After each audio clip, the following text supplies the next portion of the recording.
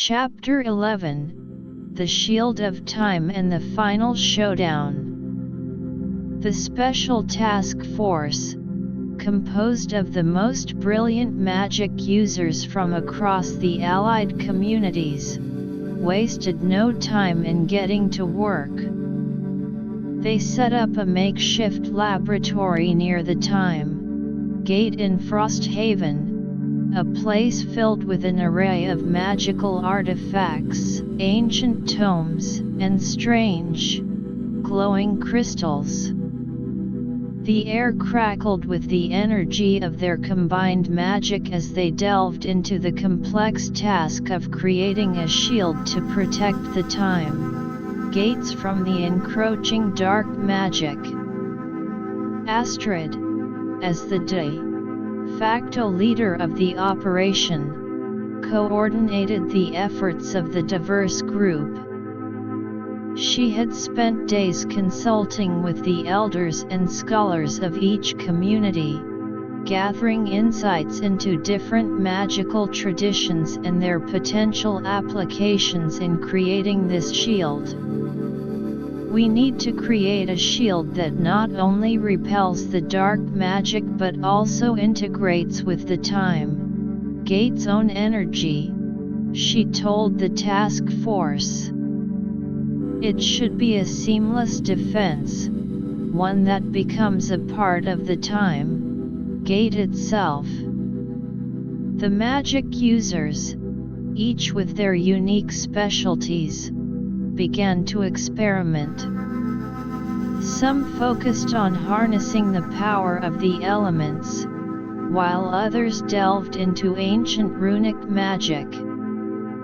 A group from a mountainous community, known for their mastery of earth and stone magic, proposed using the power of the land itself to reinforce the Time Gate. We can draw on the natural energy of the earth, one of them, a sturdy, built man named Garrett, explained. The mountains hold a deep, ancient power that can be channeled to form a solid, impenetrable base for the shield. Meanwhile, a group of elven magic users, who had joined the alliance from a distant forest realm, suggested incorporating the magic of nature's spirits. The spirits of the forest are in tune with the flow of life and magic, said Ilera, their leader. We can call upon them to infuse the shield with a living, adaptable energy that can sense and counteract the dark magic's ever-changing nature. As the days turned into weeks, the task force made significant progress. They had developed a basic framework for the shield, a complex web of magical energy that was designed to resonate with the Time Gate's runes. However, there were still challenges to overcome. The shield needed to be powered continuously, and they had yet to find a stable and sustainable energy source. One day, while poring over an ancient text in the Frosthaven library, Eirik had an epiphany. What if we use the Time Gate's own excess energy to power the shield? He exclaimed. We know that the Time Gate constantly generates a certain amount of energy, some of which is dissipated. If we can capture and redirect that energy, it could be the key to a self-sustaining shield. Astrid was intrigued by the idea. She called a meeting of the task force to discuss it. Eirik's idea has merit, she said. But we need to be careful. Diverting the Time Gate's energy could have unforeseen consequences. We need to find a way to do it without disrupting the time, Gate's normal functions. The magic users spent the next few days conducting experiments. They created a series of magical conduits that were designed to capture the excess energy from the time gate. After several failed attempts, they finally managed to create a system that could siphon off a small amount of the time gate's energy without causing any disruptions. With the energy source sorted, the task force moved on to the final stages of the shield's creation. They began to weave the various magical elements together, using powerful spells and incantations. The shield, now taking shape, was a beautiful and complex structure of light and energy. It surrounded the time gate, pulsating with a soft, multicolored glow. As they were putting the finishing touches on the shield, a messenger arrived from one of the outlying time gate locations. The news was dire. The dark magic had launched a massive attack on the time gate there, and the local defenses were barely holding. Astrid immediately assembled a team of magic users and warriors. They quickly made their way to the besieged time gate. When they arrived, they saw a chaotic scene. The time gate was surrounded by a swirling mass of dark magic, and shadowy creatures were attacking the local defenders. Astrid and her team wasted no time. They immediately joined the fray. The magic users from Frosthaven began to cast spells to reinforce the local defenses. Astrid, using the power of the time gate, created a powerful blast of energy that pushed back the dark magic. The warriors, armed with enchanted weapons, fought bravely against the shadowy creatures. As they fought, Astrid noticed that the dark magic seemed to be concentrating its efforts on a particular section of the time gate.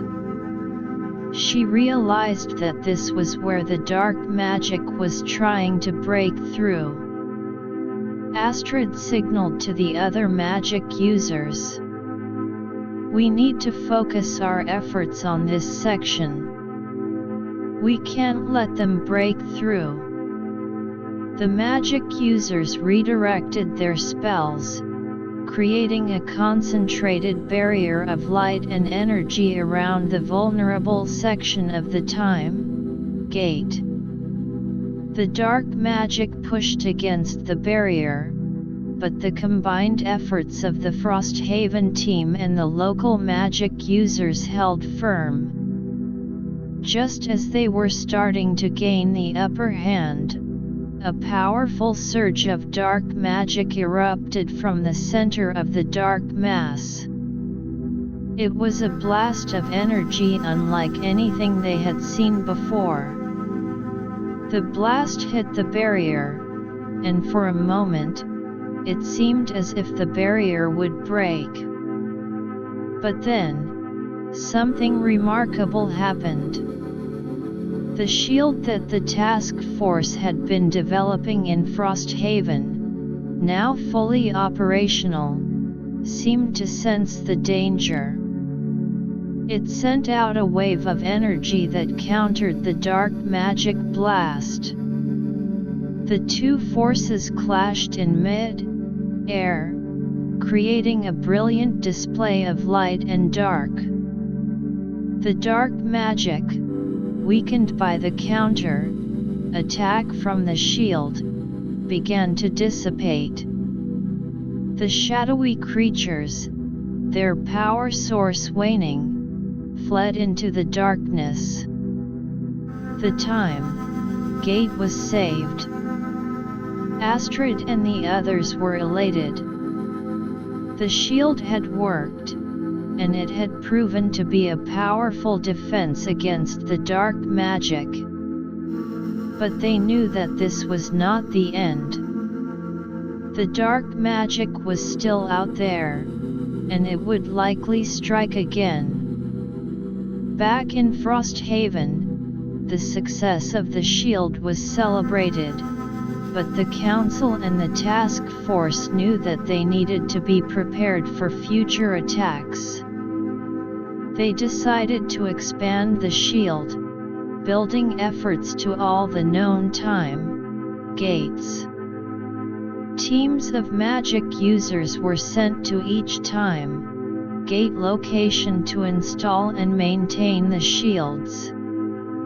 As the shields were being installed, Astrid and a group of scholars began to research the origins of the dark magic. They believed that if they could find the source of the dark magic, they could eliminate the threat once and for all. They traveled to different eras, using the time gate, in search of clues. In one ancient era, they found a scroll that spoke of a powerful sorcerer who had delved into forbidden magic. The sorcerer, it was said, had created a dark artifact that was capable of generating and controlling dark magic. Astrid and the team followed the trail of the sorcerer. They discovered that the sorcerer had hidden the dark artifact in a long, forgotten temple deep in the mountains. The temple was said to be filled with traps and powerful guardians. Astrid knew that this was a dangerous mission, but she was determined to find and destroy the dark artifact. She assembled a team of the bravest and most skilled magic users and warriors. They set out for the temple, their hearts filled with determination. When they reached the temple, they were met with a daunting sight. The temple was a massive, imposing structure, its walls covered in strange, menacing symbols. The entrance was guarded by two large, stone golems.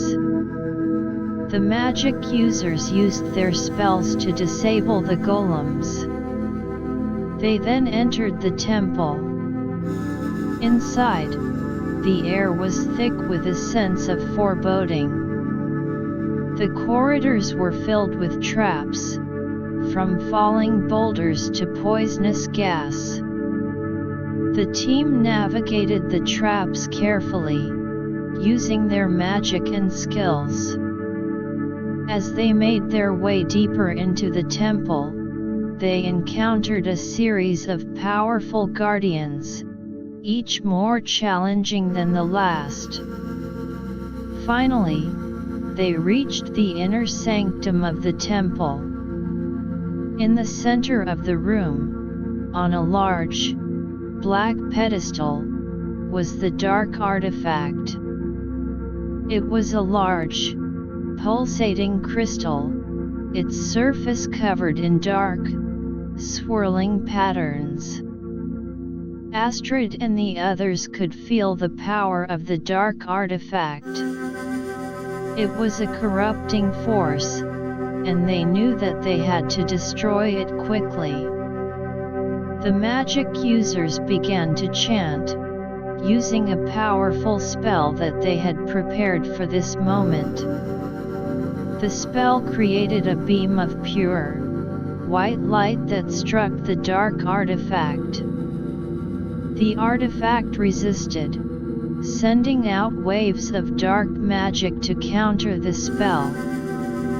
The room was filled with a fierce battle of light and dark energy. Astrid, seeing that the spell alone might not be enough, used the power of the time gate. She channeled the time gate's energy into the spell, giving it an extra boost.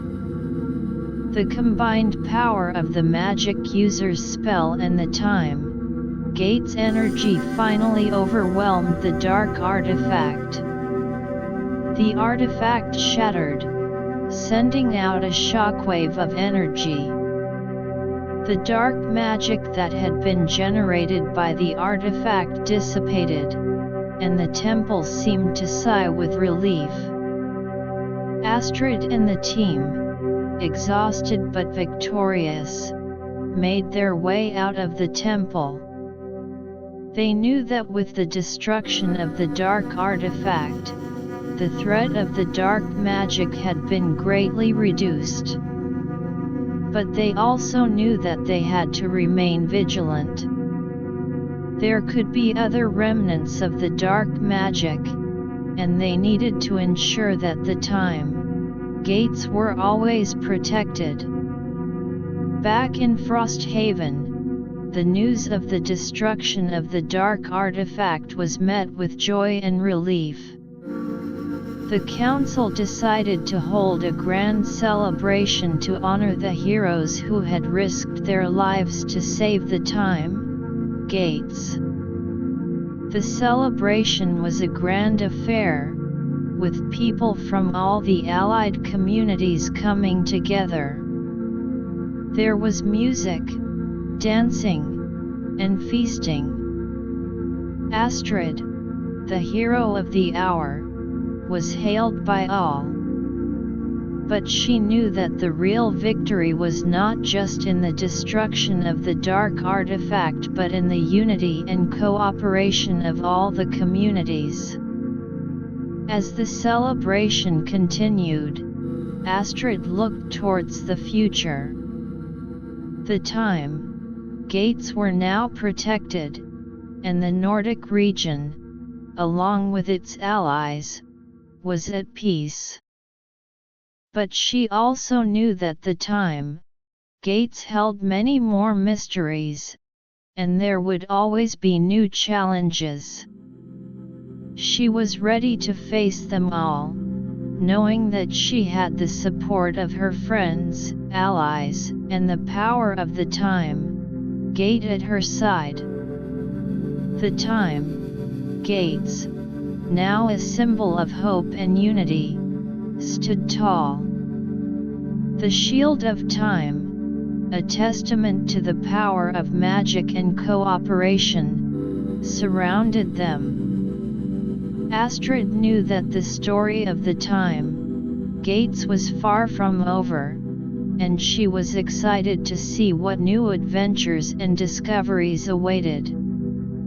Chapter 12: The New Age of Time Gate Exploration. The grand celebration following the destruction of the dark artifact marked the beginning of a new era for the Nordic region and its allies. The time gates, now safeguarded by the impenetrable shields, stood as beacons of hope and a promise of endless exploration. Astrid, having emerged as a leader in the protection and utilization of the time gates, found herself at the helm of a new set of initiatives. The Time Gate Council, now an international body representing numerous communities, gathered to discuss the future of time gate exploration. Astrid opened the meeting with a vision for the future. Now that we've eliminated the immediate threat of dark magic, we can focus on the true potential of the time gates. We can use them not only to learn from our past but also to shape a better future. Elder Bjorn, whose wisdom had guided the council through many challenges, nodded in agreement. Astrid is right.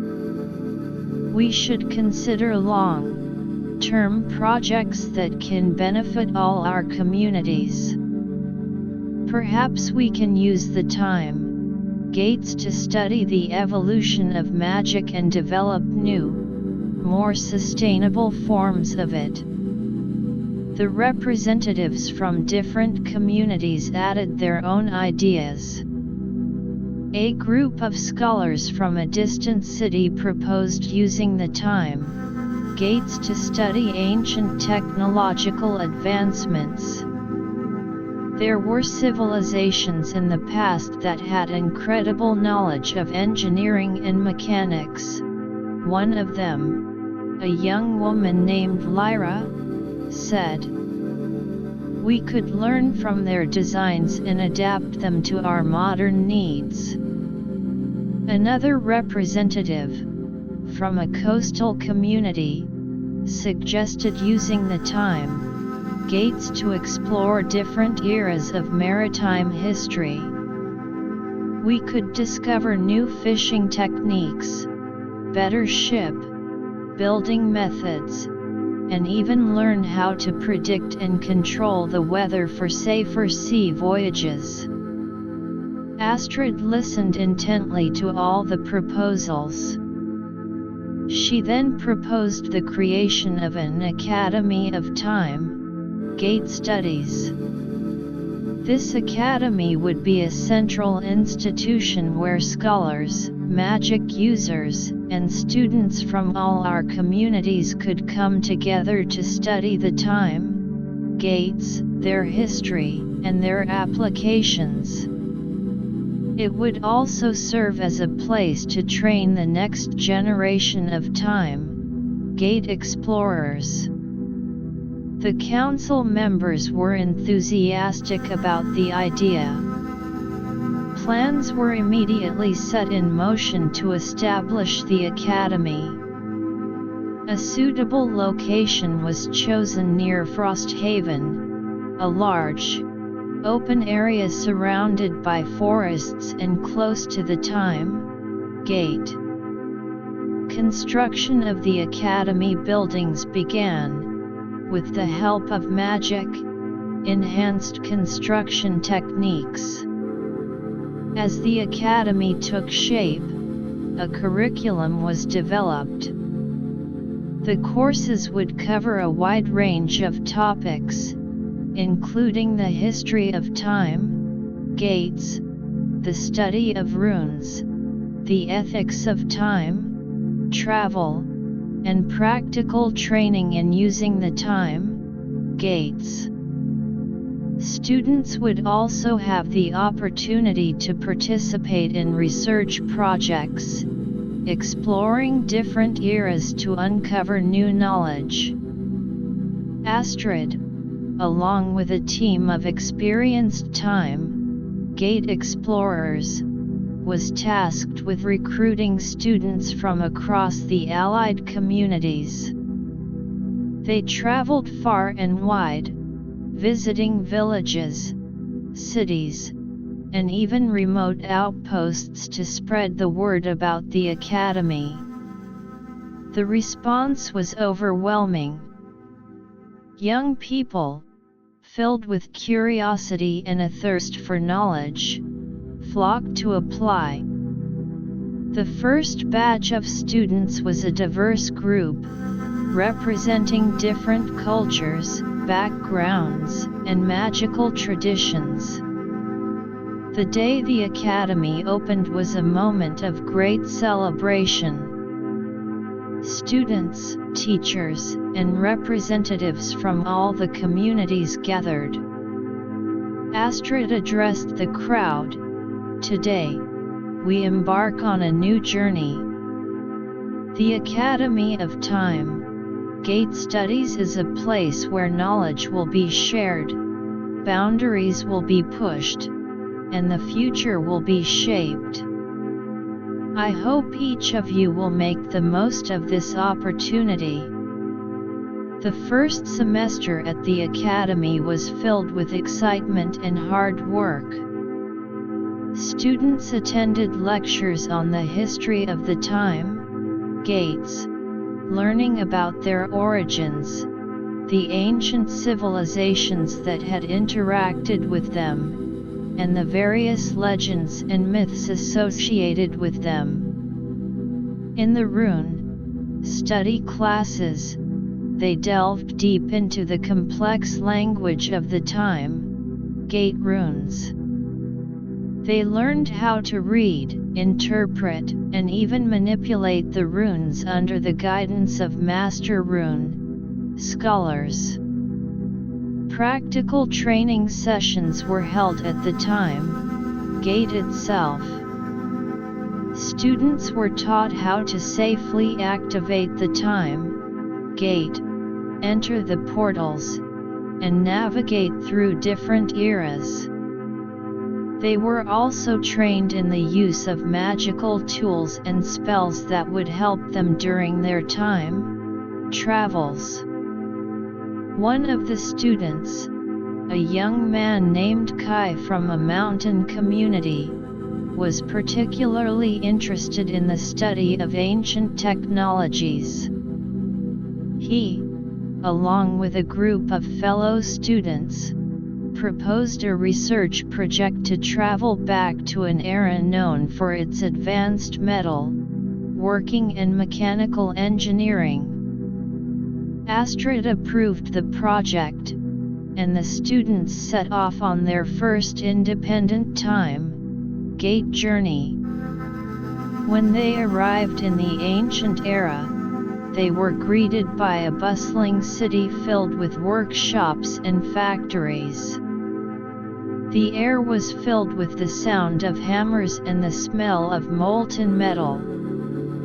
The students were welcomed by the local artisans and engineers. They spent days observing the metal working processes, learning about the different alloys used, and the intricate mechanisms they created. They even had the opportunity to assist in the construction of a large, mechanical device. Back at the academy, the students shared their findings with their peers. Their research was well received, and it inspired other students to come up with their own research projects. Another group of students, led by a young woman named Freya, was interested in the study of magic evolution. They traveled to different eras to study how magic had developed over time. They discovered that in some eras, magic was closely tied to nature, while in others, it was more focused on personal power. As the students' research projects progressed, the Academy became a hub of knowledge and innovation. The discoveries made by the students were shared with the wider community, and many of them were applied to improve the lives of the people in the Nordic region and its allies. The time gates also became a tool for cultural exchange. Students and scholars traveled to different eras to study the art, music, and literature of the past. They brought back ancient melodies, forgotten art forms, and lost literary works, which were then integrated into the modern culture. However, not all was smooth sailing. As more people used the time gates for exploration, there were some minor timeline fluctuations. These fluctuations were not significant enough to cause major disruptions, but they were a cause for concern. Astrid and the Time Gate Council decided to establish a monitoring system. A team of experts, consisting of magic users and scholars, was tasked with constantly observing the time gates and the timelines they accessed. They developed spells and devices that could detect even the slightest changes in the timeline. The monitoring team soon discovered that some of the timeline fluctuations were caused by the actions of enthusiastic students. They were either interfering with historical events more than they should or bringing back objects from the past that had a greater impact on the present than expected. Astrid called a meeting of all the students. "We need to be more careful. The time gates are a powerful tool, and even the smallest actions in the past can have unforeseen consequences in the present. We need to follow the rules and guidelines set by the council." The students were reminded of the importance of responsible time travel. The Academy also increased its focus on teaching the ethics of time travel, ensuring that every student understood the potential impact of their actions. As the Academy continued to thrive, Astrid received an invitation from a distant land. A powerful kingdom, known for its advanced magic and technology, had heard about the time gates and the Academy. They wanted to establish an exchange program with the Academy, sending their own students and scholars to study and share their knowledge. Astrid and the council saw this as a great opportunity. They agreed to the exchange program, and soon, students and scholars from the distant kingdom arrived at the Academy. The exchange students brought with them new ideas, different magical traditions, and advanced technological knowledge. The Academy became a melting pot of cultures and ideas, with students and teachers from different parts of the world learning from each other. One of the visiting scholars, a renowned magic researcher named Zephyr, shared his knowledge of a unique form of magic that could manipulate energy at a sub-atomic level. The students at the Academy were fascinated, and they began to study this new form of magic under Zephyr's guidance. As the exchange program progressed, the relationship between the Academy and the distant kingdom strengthened. Plans were made to collaborate on joint research projects, using the time gates to explore new frontiers of knowledge. Astrid, looking at the growth and development of the Academy and the time gate exploration initiatives, felt a deep sense of pride. But she also knew that there were still many challenges ahead. The time gates were a vast and mysterious realm, and there was always more to discover. One day, while exploring the archives of the Academy, Astrid came across an old map.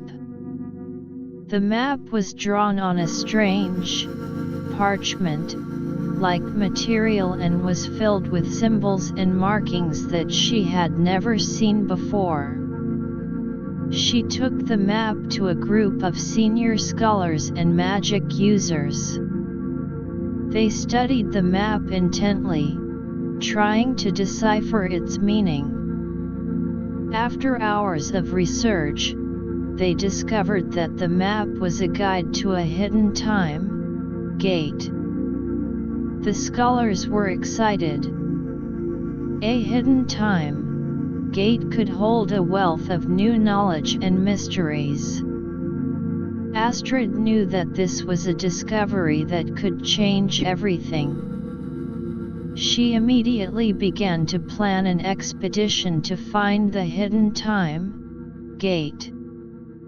The expedition team was assembled, consisting of experienced time gate explorers, scholars, and magic users. They used the clues from the map to determine the general location of the hidden time gate. According to the map, it was located in a remote, uncharted region, deep in a vast, enchanted forest. The team set off on their journey. As they entered the forest, they were greeted by a strange, otherworldly atmosphere. The trees were tall and ancient, their branches intertwined to form a canopy that blocked out most of the sunlight. The air was filled with the sound of strange, musical chirping, and the ground was covered in a soft, glowing moss. As they walked deeper into the forest, they encountered various magical creatures.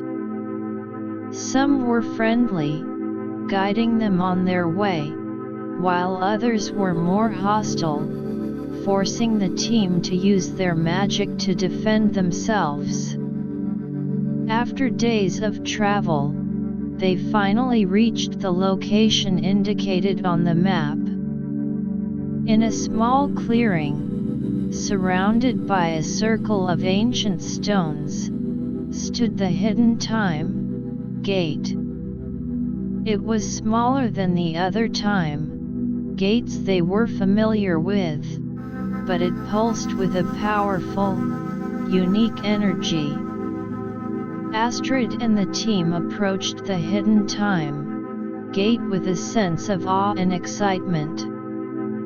They knew that this was a momentous discovery, and they were eager to explore the new possibilities that this hidden time gate presented. But they also knew that they had to be cautious. The hidden time gate could hold unknown dangers, and they needed to study it carefully before attempting to activate it.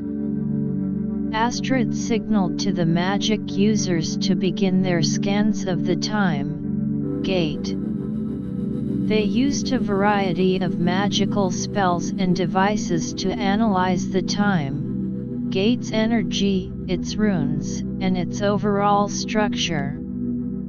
The scholars, meanwhile, began to document everything they saw, from the unique carvings on the time gate to the strange symbols that surrounded it. As the team worked, Astrid couldn't help but wonder what lay beyond the hidden time gate. What new eras, civilizations, or knowledge would they discover? The future seemed full of possibilities, and she was ready to lead the team in uncovering the secrets of this new time gate. The adventure was just beginning, and Astrid was determined to make the most of this new discovery for the betterment of all the communities connected by the time gates. Chapter 13: Unlocking the Secrets of the Hidden Time Gate. The team of explorers, led by Astrid, stood in the clearing, their eyes fixed on the hidden time gate. The air around it crackled with an otherworldly energy, a palpable sense of mystery hanging in the air. The magic users continued their scans, their hands glowing with different, colored lights as they probed the time gate's secrets. One of the magic users, a young woman named Nia, exclaimed, "The energy signatures of this time gate are unlike anything I've ever seen."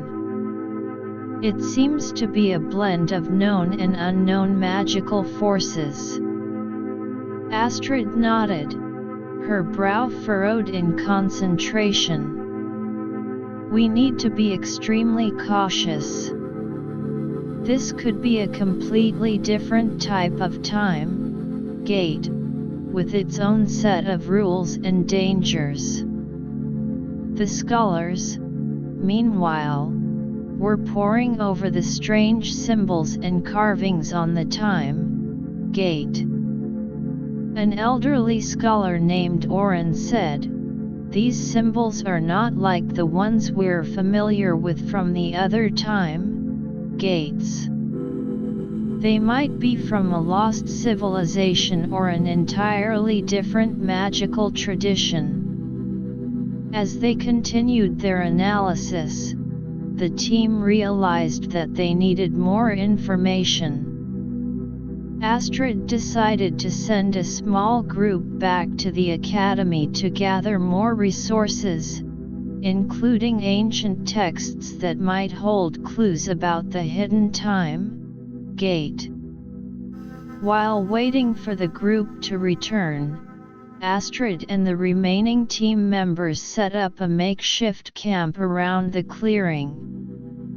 They used magic to create shelters and protect themselves from the forest's potential threats. The days passed, filled with a mix of anticipation and careful study. When the group returned from the academy, they brought with them a collection of ancient tomes and scrolls. The scholars immediately began to search through them, looking for any mention of the symbols or the hidden time gate. After hours of intense research, Oren found a passage in an old scroll. "Listen to this," he said. "In the heart of the enchanted forest lies a time gate of forgotten lore. Its power is a key to realms unknown, but woe to those who unlock it without understanding. It is said to be a bridge between the mortal world and the realms of the gods, a place where time and space are woven in a different pattern." Astrid's eyes widened.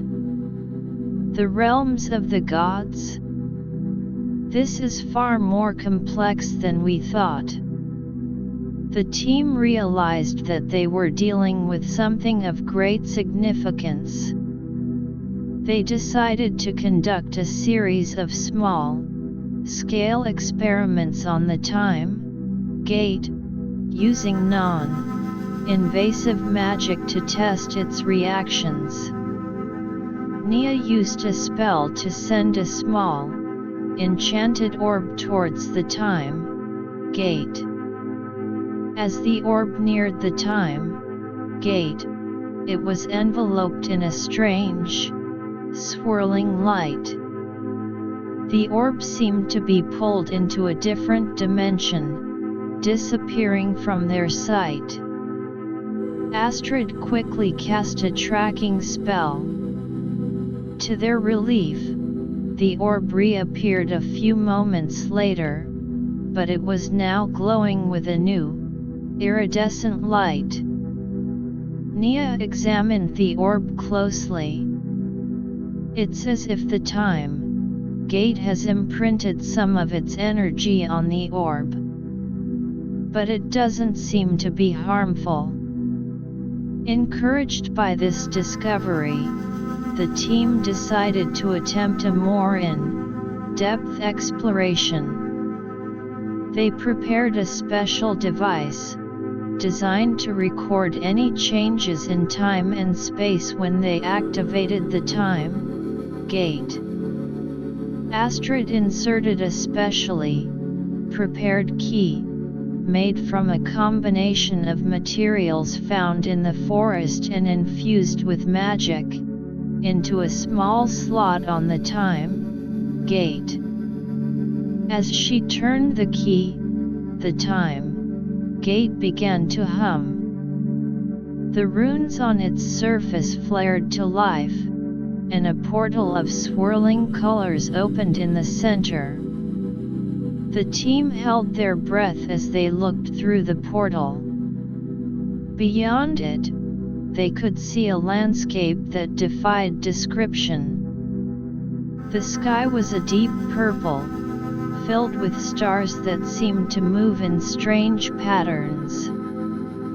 The ground was made of a crystal-like substance that emitted a soft, blue glow. Astrid took a deep breath. "We're going to send a small drone through first to see what we're dealing with." The magic users enchanted a small, mechanical drone with protective spells and sent it through the portal.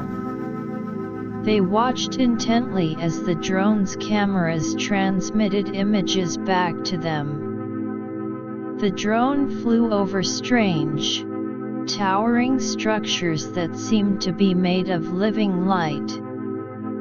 There were also creatures moving around, but they were too far away to make out clearly. Suddenly, the drone's signal started to fade. Astrid quickly recalled the drone. When it returned, they found that some of its components had been affected by the strange energy in the other realm. The team realized that they needed to be better prepared before entering the realm. They spent the next few days creating more powerful protective spells and enhancing their equipment.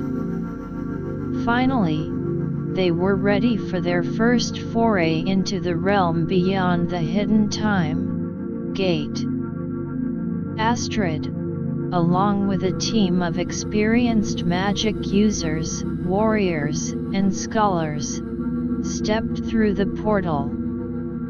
As they emerged on the other side, they were hit with a wave of strange energy. The magic users quickly activated their protective shields, and the warriors readied their weapons. The creatures they had seen from afar were now visible up close. They were humanoid in shape but made entirely of a shimmering, translucent material. Their eyes glowed with an inner light, and they seemed to communicate through a series of soft, musical tones. Astrid stepped forward, using a spell to project her voice in a way that the creatures might understand. "We come in peace. We are from a distant land, and we seek knowledge." The creatures seemed to consider her words. One of them stepped forward and emitted a series of tones.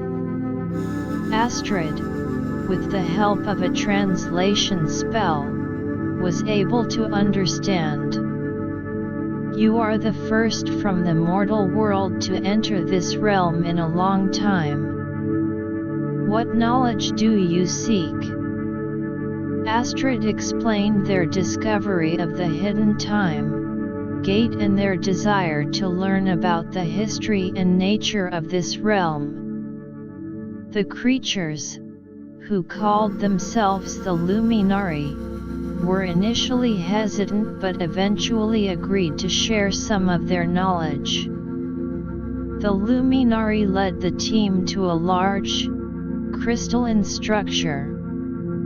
Inside, there were walls covered in symbols and images that seemed to tell the story of their realm. The scholars began to document everything, while the magic users studied the unique magic that seemed to permeate the air. As they learned more, they discovered that the Luminari were guardians of a great power, a power that was connected to the very fabric of time and space. The hidden time, Gate, was a way for them to monitor and, if necessary, intervene in the affairs of the mortal world. Astrid asked, "Is there a reason why this time gate was hidden? And why has it remained dormant for so long?" The luminary explained that long ago, there was a great war in the mortal world. Some powerful beings had tried to use the time gate to gain ultimate power, causing great chaos. To prevent further disasters, the luminary had hidden the time gate and sealed its power. Astrid and the team realized the gravity of the situation. They knew that they had to use this knowledge wisely. They asked the luminary if there was a way to work together to ensure that the time gate was used for good. The luminary agreed. They proposed a partnership, where the people of the mortal world and the luminary would share knowledge and work together to protect the balance of time and space. Astrid was elated. "This is a great opportunity. We can learn so much from each other, and together, we can prevent any future misuse of the time gate's power." The team spent more time in the realm, learning about the luminary's magic, their way of life, and their knowledge of time and space. They also shared their own knowledge of the mortal world, its cultures, and its history. Back in the mortal world, Astrid and the team reported their findings to the Time Gate Council and the Academy. The news spread throughout the allied communities, and there was a sense of excitement and trepidation. The council decided to establish a permanent connection with the luminary.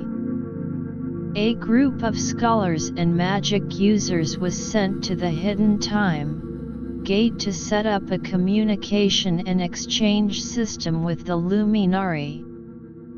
As the connection was established, the first exchange of knowledge began. The luminary shared their advanced understanding of time manipulation magic, which the magic users in the mortal world began to study intently. In return, the people of the mortal world shared their knowledge of art, music, and literature, which fascinated the luminary. However, not everyone in the mortal world was happy about the new connection. There were some who were afraid of the unknown, fearing that the luminary might have ulterior motives. There were also those who were jealous of the new knowledge and power that the discovery of the hidden time gate and the connection with the luminary had brought. Astrid knew that she had to address these concerns. She traveled to different communities, holding meetings to explain the situation and the benefits of the partnership.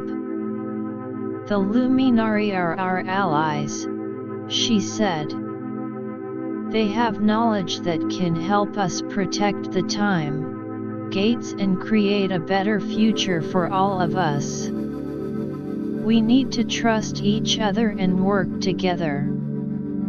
Slowly but surely, the fears and doubts began to subside. The communities started to embrace the new partnership, and plans were made to further explore the realm beyond the hidden time gate and to develop new applications for the knowledge gained.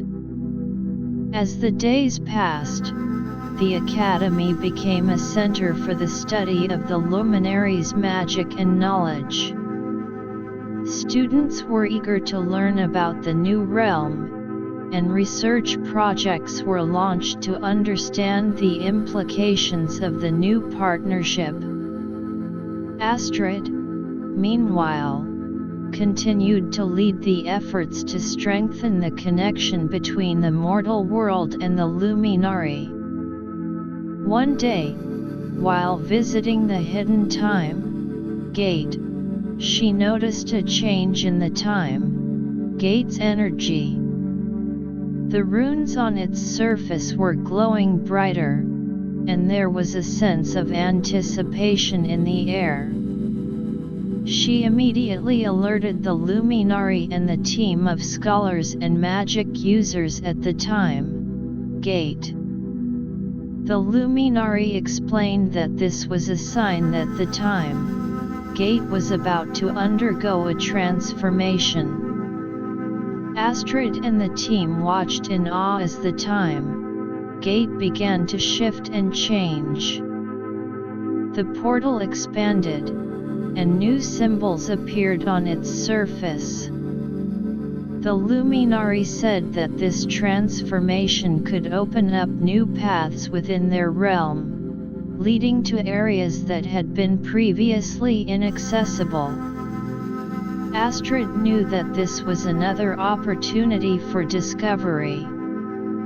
She prepared a new expedition team, consisting of the most experienced explorers, scholars, and magic users. They were ready to venture into the unknown once again, to uncover the new secrets that the transformed hidden time gate held. The team stepped through the expanded portal, entering a part of the Luminary's realm that was even more mysterious than before. The landscape was filled with floating islands made of a strange, golden-hued crystal. The air was thick with a sweet, smelling fragrance, and there were strange, glowing plants everywhere. As they explored, they came across a large, ancient library. The library was filled with books made of a material that seemed to be a cross between crystal and parchment.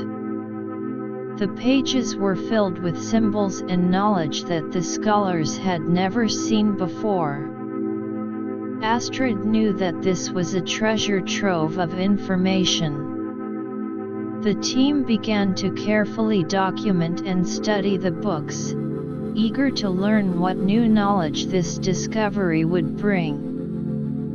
But they also knew that they were in a dangerous and unknown place, and they had to be on their guard at all times.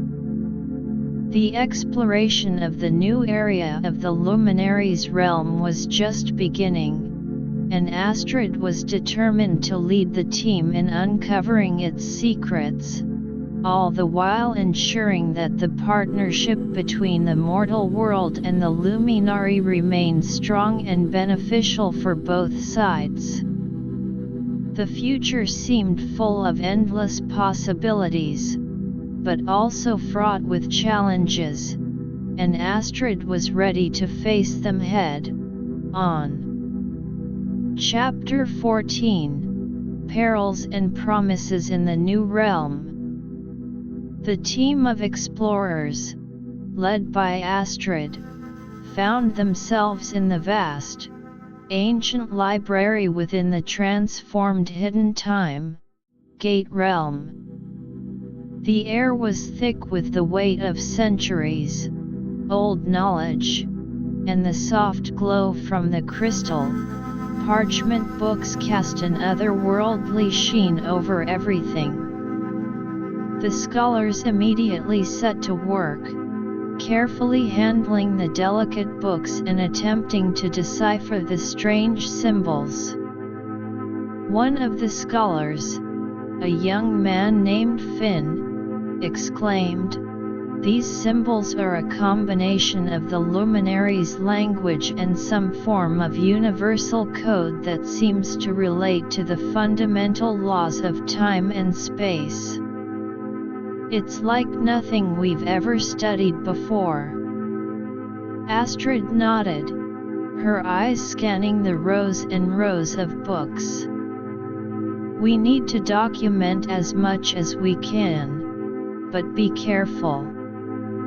We don't know what kind of protective spells or curses these books might carry.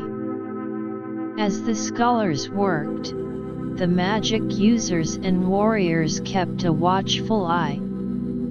The new area of the realm was filled with an otherworldly beauty, but they knew better than to let their guard down. The floating islands and strange plants could conceal any number of dangers. Suddenly, a soft, mournful wail echoed through the library. The team froze, their senses on high alert. Astrid signaled to the warriors to form a defensive perimeter around the scholars. The magic users readied their spells, their hands glowing with a soft light. Out of the shadows emerged a spectral figure. It was humanoid in shape, but its form was translucent, and it seemed to be made of a swirling mist. Its eyes glowed with a deep, sorrowful blue light. Astrid stepped forward, her voice firm but calm. "Who are you? What do you want?" The spectral figure moaned, and its voice seemed to penetrate their minds. "I am a remnant of a past tragedy. This place was once a haven of knowledge, but a great darkness came, and many were lost." Astrid listened intently. "What kind of darkness? Can you tell us more?" The figure continued, "A powerful being, driven by greed and the lust for power, sought to control the time, Gate's power. It unleashed a darkness that consumed many of the luminari and disrupted the balance of this realm. I have been trapped here, a prisoner of my own grief and the remnants of the dark magic." Astrid shared a look with the team. This was a crucial piece of information. "Is there a way to lift the darkness? To restore this place?" The spectral figure seemed to consider her words. "There is a crystal, hidden deep within the heart of the floating islands. It holds the power to purify the darkness and restore balance. But it is guarded by powerful magical constructs, remnants of the dark being's defenses." Astrid knew that this was a dangerous quest, but they couldn't ignore the opportunity to help the luminari and potentially safeguard the time, Gate's power. "We'll find this crystal.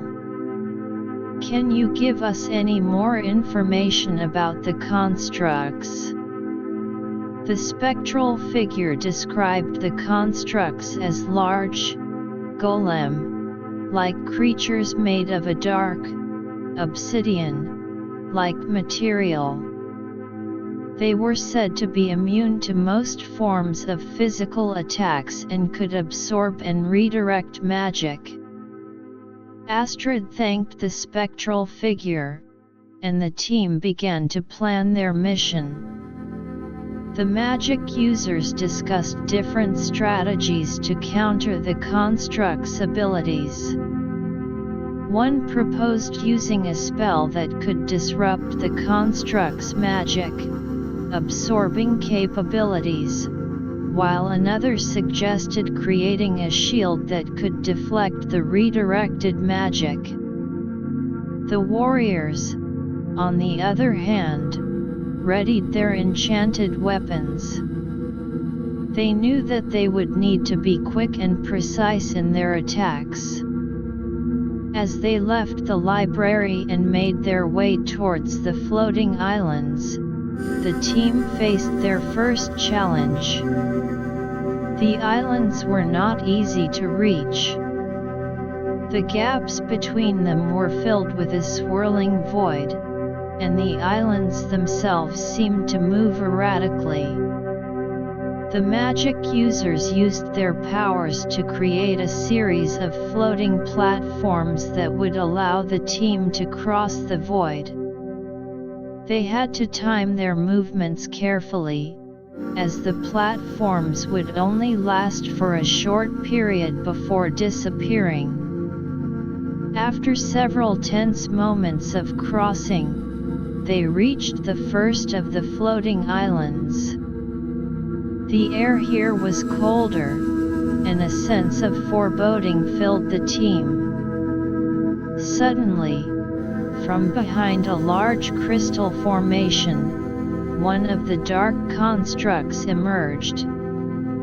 It was massive, towering over the team, and its eyes glowed with a menacing red light. The magic users immediately launched a barrage of spells. One spell, a blast of pure white light, hit the construct, but it seemed to absorb the energy, growing stronger. Astrid shouted, "Use the disruption spell." Nia, one of the magic users, began to chant. A complex series of runes appeared in the air around her, and she sent them towards the construct. The disruption spell hit the construct, and for a moment, its magic, absorbing ability seemed to falter. The warriors took this opportunity to attack. They charged at the construct, their enchanted swords and axes flashing in the strange light. The construct, now vulnerable, lashed out with its massive arms, but the warriors were able to dodge its attacks. As the battle raged on, the team realized that they needed to work in perfect harmony. The magic users continued to cast spells to weaken the construct, while the warriors struck at its weak points. After a fierce battle, they managed to defeat the first construct.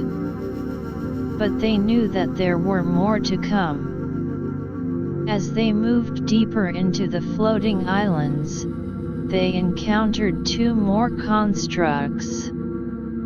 This time, the constructs seemed to be working together. One would absorb the magic attacks, while the other would launch counter-attacks.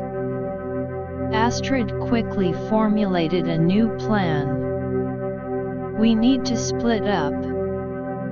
Half of the magic users will focus on disrupting one construct, while the other half will create a shield to protect us from the second one's attacks.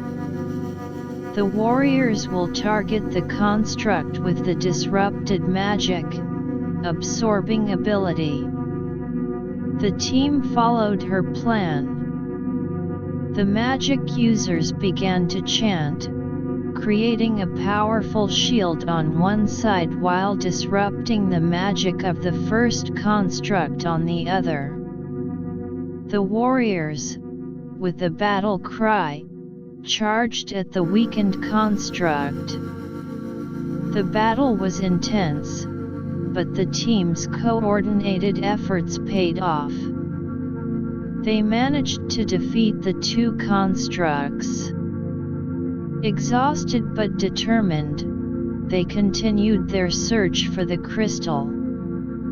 After hours of exploration, they finally found a large, glowing crystal at the heart of the floating islands. The crystal was pulsating with a pure, white light, and it seemed to be the source of the power that could purify the darkness. Astrid approached the crystal cautiously. As she got closer, she could feel a powerful energy. But just as she was about to touch it, a powerful blast of dark magic hit the team. Out of the shadows emerged a figure. It was a dark, twisted version of a luminary. Its eyes were filled with hatred, and it was surrounded by a cloud of dark magic. "You think you can just come in here and take the crystal?" the figure hissed. "This crystal is mine, and with it, I will finally gain the power to rule both realms." Astrid stood her ground. "You're the one who caused the darkness. We won't let you use the crystal for your evil purposes." The figure laughed, a cold, menacing laugh. "You're too late. You've already done my work for me. By defeating the constructs, you've weakened the defenses around the crystal. Now, it's mine." The figure launched a series of powerful dark magic spells at the team. The magic users quickly erected a shield, but the force of the attacks was overwhelming. Astrid knew that they had to act quickly. She called upon the power of the time gate, channeling its energy through herself. The time gate's power combined with her own magic, creating a blast of energy that pushed back the dark figure. The other magic users, inspired by Astrid's display of power, joined her. They combined their magic, creating a powerful beam of light that hit the dark figure. The dark figure, now weakened, tried to flee. But the warriors were ready. They blocked its path, and with a final, coordinated attack, they defeated the dark figure. Astrid then turned to the crystal. She carefully picked it up, and as she did, a wave of pure energy washed over her. The crystal seemed to recognize her as its new guardian. With the crystal in hand, the team made their way back to the library. The spectral figure appeared again, and this time, its form seemed less sorrowful. "You have done it," the spectral figure said. "With the crystal, we can finally begin to restore this place." Astrid and the team worked with the spectral figure and the luminary to use the crystal's power.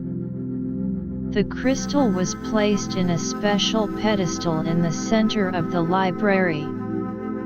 As it was activated, a wave of pure, cleansing light spread throughout the realm. The darkness that had been consuming the realm began to dissipate. The floating islands stopped their erratic movement, and the plants that had been withered by the dark magic began to regain their vitality. The luminari were overjoyed. They thanked the team from the mortal world for their help. Astrid knew that this was not just a victory for the luminari but also for the mortal world. The restored balance in the realm would have a positive impact on the time gate and, by extension, their own world. Back in the mortal world, Astrid reported their adventures to the Time, Gate Council and the Academy. The news of their success spread throughout the allied communities, and there was a new sense of hope and unity. The Council decided to strengthen the partnership with the Luminari. They planned to send more scholars and magic users to the realm to help with the restoration process and to further study the unique knowledge found there. Astrid, meanwhile, was hailed as a hero. But she knew that there was still much work to be done. The Time, Gate and its associated realms held many more mysteries, and she was determined to continue exploring them. One day, while discussing future plans with the Council, a messenger arrived from a distant part of the mortal world. The messenger brought news of strange disturbances in the Time streams. It seemed that the events in the Luminaries' realm had had a ripple effect, and there were signs of time anomalies in other regions. Astrid and the Council knew that they had to investigate. They immediately assembled a team of experts, including Time, Gate scholars, magic users, and scientists. The team set off to the affected regions. When they arrived, they found that the Time anomalies were causing strange phenomena. Buildings were disappearing and reappearing, and the local inhabitants were in a state of panic. The team began their investigation. The Time, Gate scholars used special devices to measure the fluctuations in the Time streams, while the magic users searched for any signs of dark magic or other forms of interference.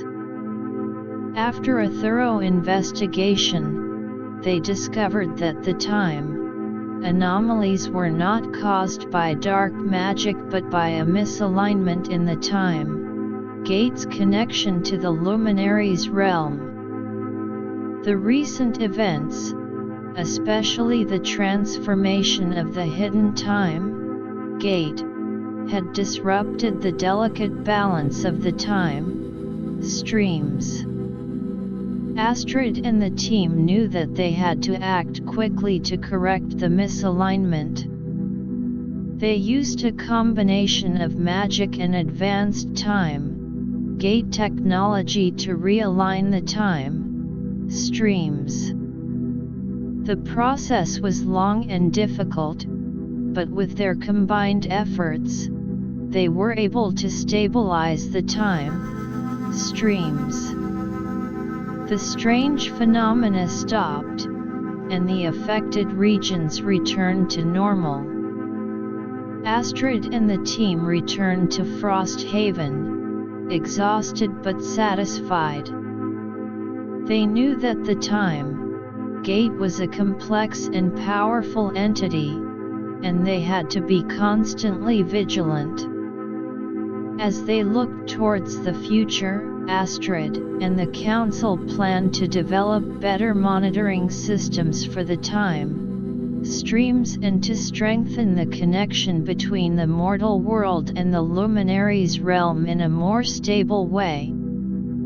The adventures of the Time Gate were far from over, and they were ready to face whatever new challenges and opportunities came their way. Chapter 15: The Time Gate's Unforeseen Echoes and the Search for Balance. The successful realignment of the Time streams in the affected regions brought a temporary sense of relief to Astrid and the Time Gate Council. However, The incident served as a stark reminder of the intricate and delicate nature of the time gate and its connections to different realms. Astrid knew that they could no longer afford to approach time gate exploration with a sense of complacency. Back in Frosthaven, Astrid called for an emergency meeting of the council. The large, wooden hall was filled with representatives from various communities, all of whom were eager to discuss the implications of the recent time anomalies. Astrid stood at the front of the hall, her expression serious. These time anomalies are awake, up call, she began.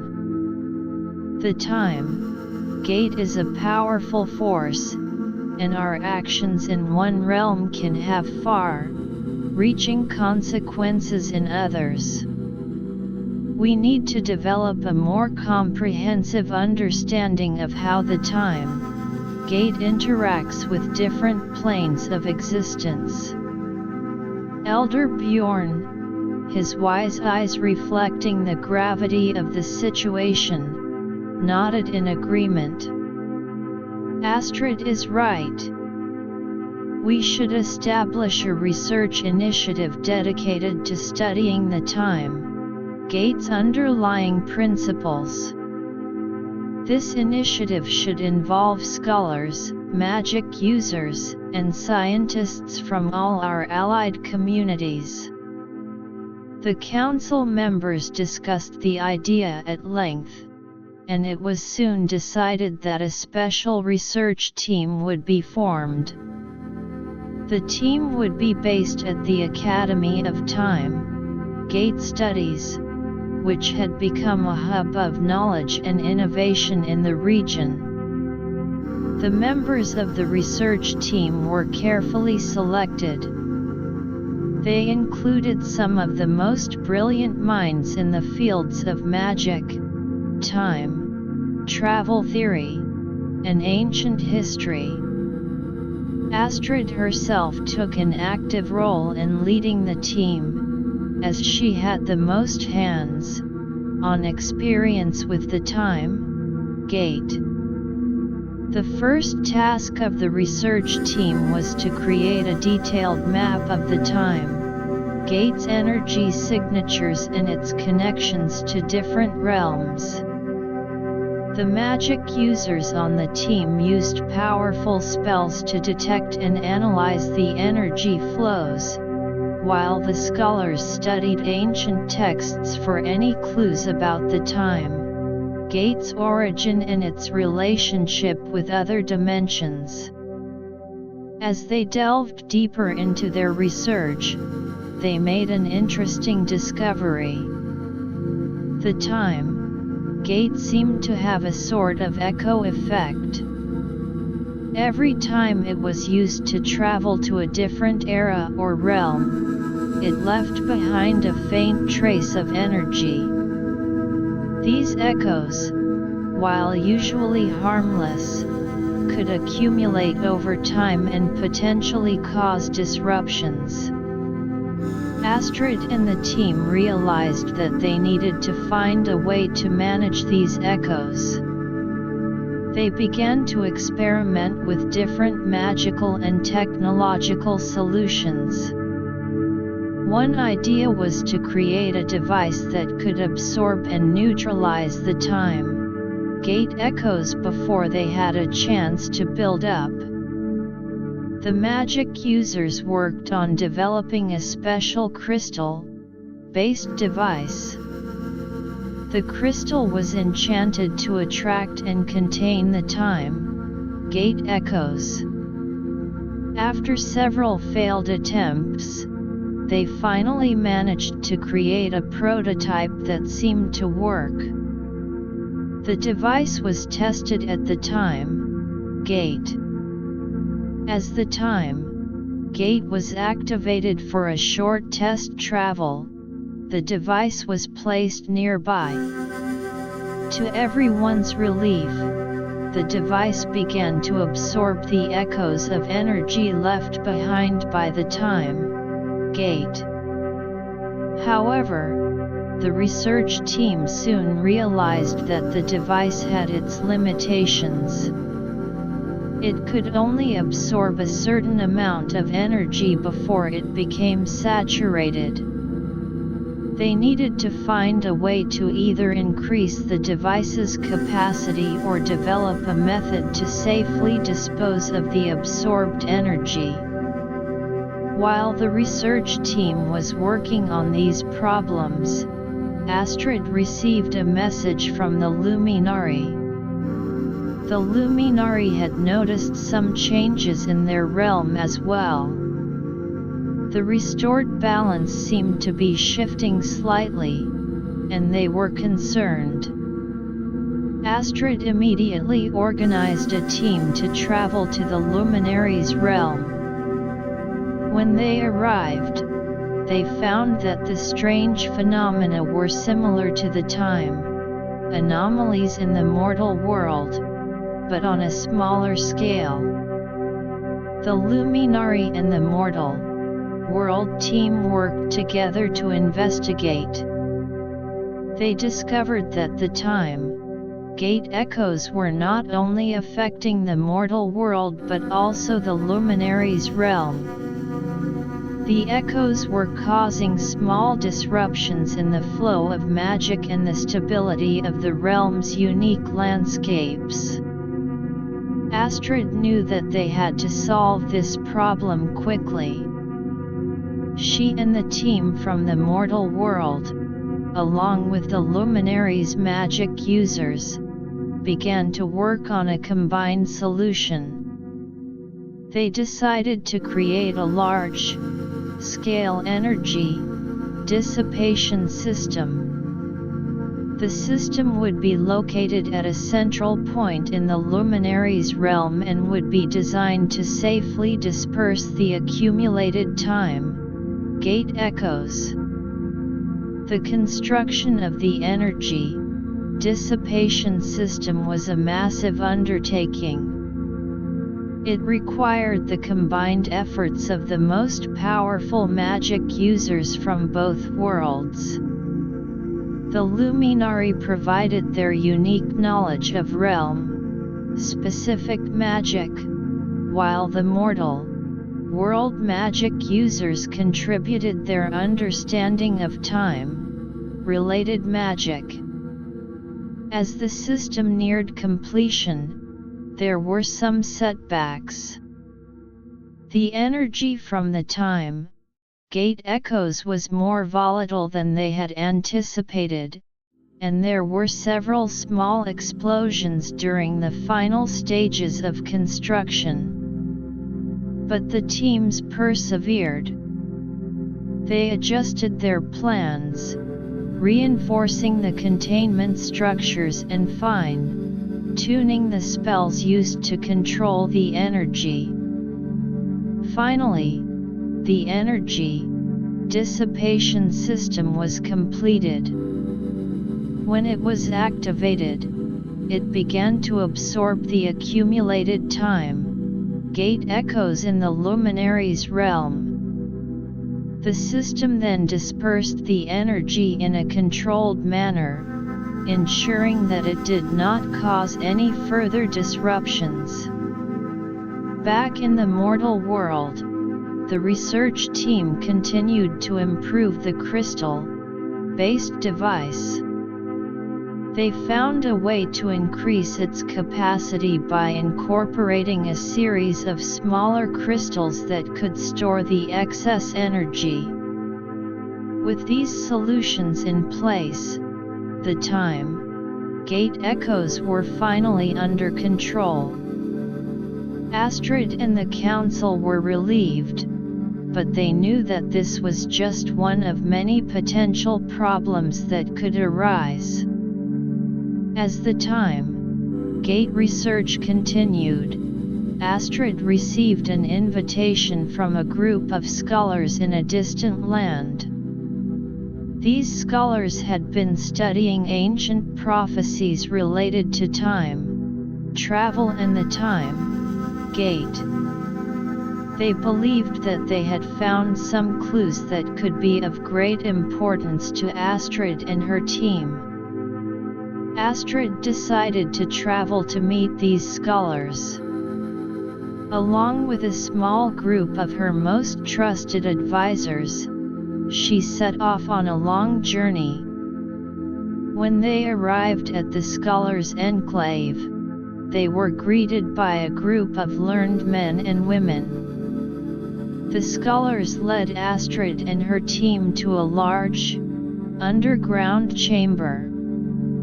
In the chamber, there were ancient scrolls and tablets lining the walls. The scholars explained that they had been deciphering these texts for years, and they had recently discovered a prophecy that spoke of a time gate convergence. According to the prophecy, there would come a time when all the time gates in the world, including the hidden one, would align.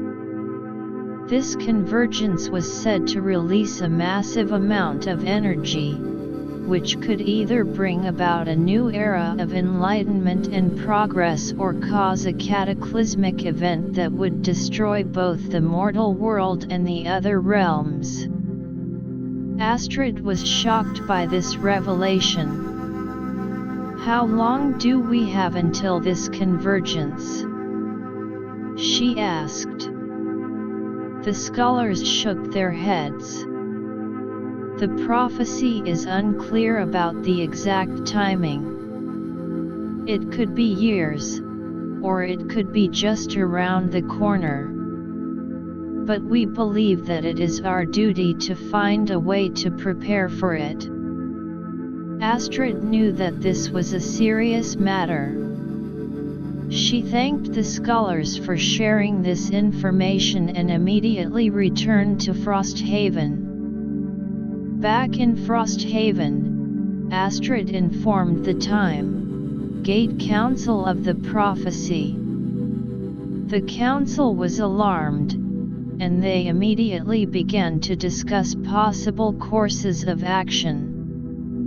One council member suggested that they should try to prevent the convergence from happening.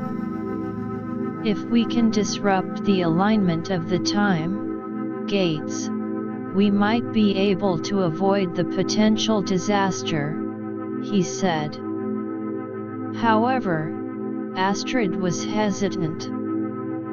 "We don't know enough about the convergence yet.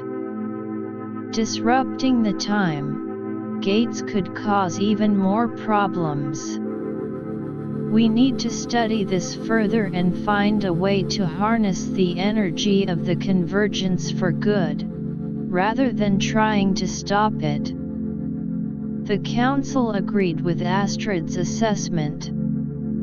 They decided to form a new task force dedicated to studying the prophecy and preparing for the time gate convergence. The task force consisted of scholars, magic users, and strategists. They began by studying the ancient texts brought back from the distant land, looking for any more clues about the convergence. The magic users started to develop spells that could potentially detect the early signs of the time gate alignment. The strategists, on the other hand, began to plan how they could use the energy of the convergence to benefit all the realms. As the task force worked, Astrid couldn't help but feel a sense of urgency. The time gate convergence was a threat, but it also presented an opportunity. If they could find a way to control the energy, they could use it to solve many of the problems they had faced, such as improving the time Gate's stability and enhancing the exchange of knowledge between the realms. The days turned into weeks, and the task force made some progress. They were able to develop a spell that could detect a faint shift in the time, Gate's energy, which could be an early sign of the convergence. But they still had a long way to go. The prophecy was full of cryptic symbols and ambiguous statements, and they needed to decipher them all before they could fully understand the nature of the time, Gate convergence. Astrid knew that the future of the mortal world and the other realms hung in the balance. She was determined to lead the task force in their efforts to prepare for the convergence, no matter how difficult the journey ahead might be. The time, Gate, once again, had presented them with a challenge that would test their knowledge, their skills, and their unity. But Astrid was confident that with the support of the Council, the Academy, and all the allied communities, they could face this challenge and come out victorious. Chapter 16: Deciphering the Prophecy and Preparing for the Convergence. The task force, assembled to deal with the impending time, Gate convergence, worked tirelessly in the days following the discovery of the prophecy. The scholars, huddled over ancient scrolls and tablets, continued their painstaking work of deciphering the cryptic symbols and veiled meanings within the prophecy. The magic users, meanwhile, were in a side chamber of the Academy, their hands glowing with various magical auras as they refined the spell to detect the early signs of the time, Gate alignment. Astrid, moving between the different groups, was a constant source of encouragement and direction. "We're making progress, but we can't afford to slow down. Every day could bring us closer to the convergence," she said, her eyes scanning the busy room filled with scholars scribbling notes and magic users chanting incantations. One of the scholars, a middle-aged woman named Elise, called Astrid over. "I think I've found something significant," she said, pointing to a series of symbols on a particularly old scroll. "These symbols seem to represent the different time gates. And if I'm interpreting this correctly, they are not just going to align in a physical sense but also in terms of their energy frequencies." Astrid's brow furrowed in concentration. "So, it's not just about their positions in space but also how their internal magic is synchronized. This could be crucial for understanding how to prepare for the convergence." The news spread among the task force, and the magic users began to focus their research on how to manipulate or at least understand these energy frequencies. They knew that if they could control the energy frequencies of the time gates during the convergence, they might be able to direct the massive energy release in a beneficial way.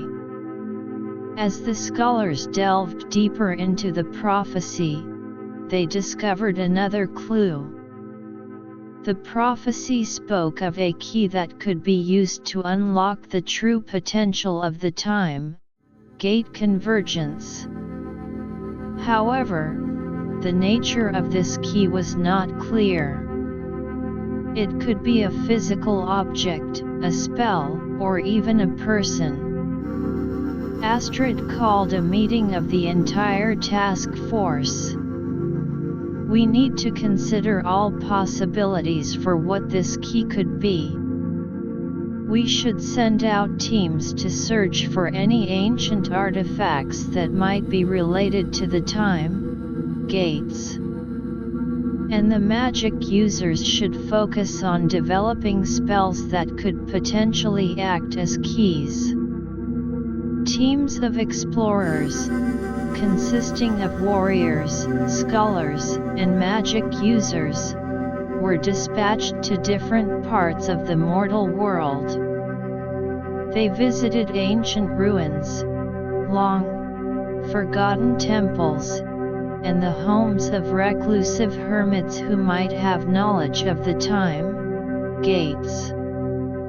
One of the teams, led by a young and adventurous warrior named Magnus, traveled to a remote island. On the island, there was an ancient temple that was said to hold secrets of the old world. As they entered the temple, they were greeted by a series of traps and puzzles. The team used their combined skills to navigate through the temple. The magic users used spells to disarm the magical traps, while the scholars deciphered the ancient inscriptions that held the clues to solving the puzzles. After hours of exploration, they reached the inner sanctum of the temple. In the center of the room, on a pedestal, there was a small, crystal-like object. The object was pulsating with a soft, blue light, and it seemed to resonate with the energy of the time gates. Magnus picked up the object carefully. Could this be the key? He wondered aloud. The team quickly returned to Frosthaven to present the object to the task force. Astrid and the others examined the crystal closely. The magic users used their spells to analyze its energy signature, while the scholars searched through their texts for any mention of similar objects. After a thorough examination, they determined that the crystal was indeed a significant part of the puzzle. However, it was not the complete key. The crystal seemed to be a guide of sorts, leading them to the next piece of the key. The scholars, studying the inscriptions on the crystal, found a series of coordinates. These coordinates led to a location deep in the mountains of a distant kingdom. Astrid wasted no time. She assembled a new team, including some of the most powerful magic users and experienced warriors. They set off for the mountain location. When they reached the mountains, they found a hidden cave. The entrance to the cave was blocked by a large, magical barrier. The magic users on the team worked together to break the barrier. After several attempts, they managed to find a way to disrupt the magic holding the barrier in place. Inside the cave, they found a series of chambers filled with strange, glowing orbs. As they moved deeper into the cave, they heard a soft humming sound. Suddenly, a figure emerged from the shadows. It was an ancient wizard, his long beard reaching down to his feet. "You seek the key," he said, his voice echoing through the cave. "But it is not something to be taken lightly. The key holds great power, and if misused, it could bring about the very disaster you seek to prevent. Astrid stepped forward. We know the risks, but we are determined to use the key to ensure the time. Gate convergence brings about a new era of peace and progress. The ancient wizard studied Astrid and the team for a moment. Very well. I have been waiting for those who are worthy to come. The next part of the key is hidden within these orbs. But you must solve the riddle of the orbs to obtain it. The wizard then disappeared, leaving the team to face the challenge.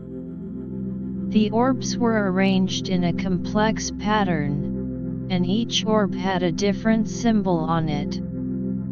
The scholars began to study the symbols, trying to find a pattern or a clue. After hours of intense concentration, one of the scholars, a young man named Kai, exclaimed, "I think I've got it. These symbols are part of an ancient numbering system. If we arrange the orbs in the correct numerical order, it should reveal the next part of the key." The team followed Kai's instructions. They carefully moved the orbs, aligning them according to the numbering system. As they placed the last orb in position, a hidden compartment opened in the wall. Inside the compartment, there was a small, golden disc inscribed with strange runes. Astrid picked up the disc. This must be the next part of the key. With the disc in hand, the team returned to Frosthaven. They now had 2 parts of the key, but they knew they still needed to find the final piece. Back at the academy, the magic users continued to work on the spell to detect the time, gate alignment. They had made significant progress, and the spell was now able to detect even the slightest changes in the time, gate's energy frequency.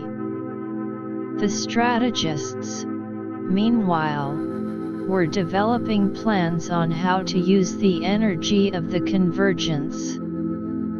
They had come up with several ideas, such as using the energy to create a super shield around all the time gates, protecting them from any future threats.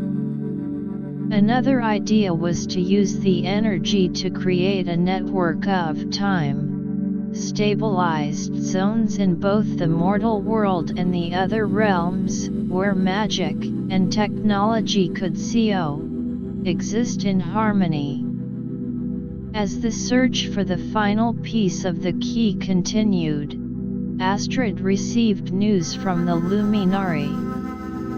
The Luminari had been studying their own ancient texts, and they had found some information related to the time gate convergence. Astrid immediately traveled to the Luminaries' realm. The Luminari elders greeted her and showed her a large, illuminated manuscript. The manuscript contained a series of paintings and symbols that seemed to depict the time gate convergence. One of the elders pointed to a particular symbol in the manuscript. This symbol represents the final piece of the key. It is said to be hidden in a place between the realms, a place that is neither fully in the mortal world nor in our realm. Astrid was intrigued. How do we get to this place?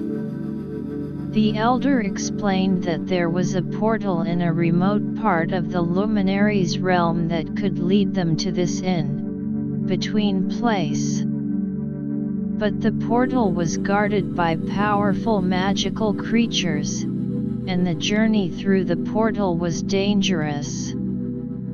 Astrid thanked the Luminary Elders and returned to Frosthaven. She assembled a team of the bravest and most skilled members of the task force. They traveled to the portal in the Luminaries' realm. When they reached the portal, they were met by a group of large, winged creatures. These creatures were made of a strange, iridescent material, and their eyes glowed with a fierce light. The magic users on the team immediately launched a series of non-aggressive spells, trying to communicate with the creatures.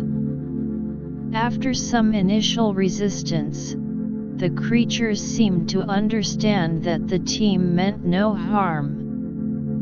One of the creatures, the leader of the group, communicated with the team through a series of mental images. It showed them that they could pass through the portal, but they had to be careful. The in-between place was filled with strange, shifting energies that could easily trap them. The team stepped through the portal. As they entered the in-between place, they were surrounded by a swirling mass of colors and energies. The ground beneath their feet seemed to shift and change, and the air was filled with a strange, humming sound. They carefully made their way through the shifting landscape. Suddenly, they came across a large, floating crystal. The crystal was pulsating with a powerful energy, and it had the same symbol as the one in the Luminary's manuscript. Astrid knew that this was the final piece of the key. The magic users used their spells to stabilize the area around the crystal, and Astrid reached out and took the crystal. With all three pieces of the key in hand, the team returned to Frosthaven. They knew that they were one step closer to being prepared for the Gate convergence. But they also knew that the real challenge was yet to come. They had to figure out how to combine the pieces of the key and use it to control the energy of the convergence. The scholars, magic users, and strategists came together to study the key pieces. They spent days analyzing the runes, the energy signatures, and the overall structure of the key pieces. Finally, they discovered a way to combine the pieces. The crystal, the golden disc, and the small object from the island were all part of a larger, more complex key. When they were placed in a specific order and infused with a particular type of magic, they would form the complete key. The magic users began to prepare the spell to combine the key pieces. The process was delicate, and any mistake could render the key useless. As the magic users chanted the incantation, they carefully placed the key pieces in the correct order. The room was filled with a bright, blinding light as the key pieces began to merge. When the light subsided, the complete key was in front of them. It was a magnificent object, a combination of crystal, gold, and a strange, otherworldly energy. Astrid picked up the key. "We have the key. Now, We need to figure out how to use it when the time gate convergence occurs. The task force continued their preparations. They developed a detailed plan on how to use the key during the convergence. The plan involved a coordinated effort between the magic users, the scholars, and the warriors. The magic users would use the key to channel the energy of the convergence, while the scholars would monitor the energy flow and provide guidance. The warriors would be on standby to protect the key and the magic users from any potential threats. As they waited for the signs of the time gate convergence, Astrid couldn't help but feel a sense of nervous anticipation. The future of the mortal world and the other realms depended on their ability to use the key effectively. But she was confident in the skills and determination of the task force.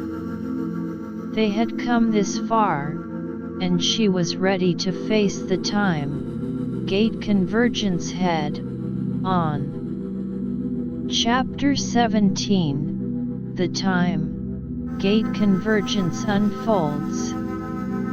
The days following the completion of the key were filled with a palpable sense of tension and anticipation. The task force, now armed with the key and a well-thought-out plan, continued to monitor the time gates closely.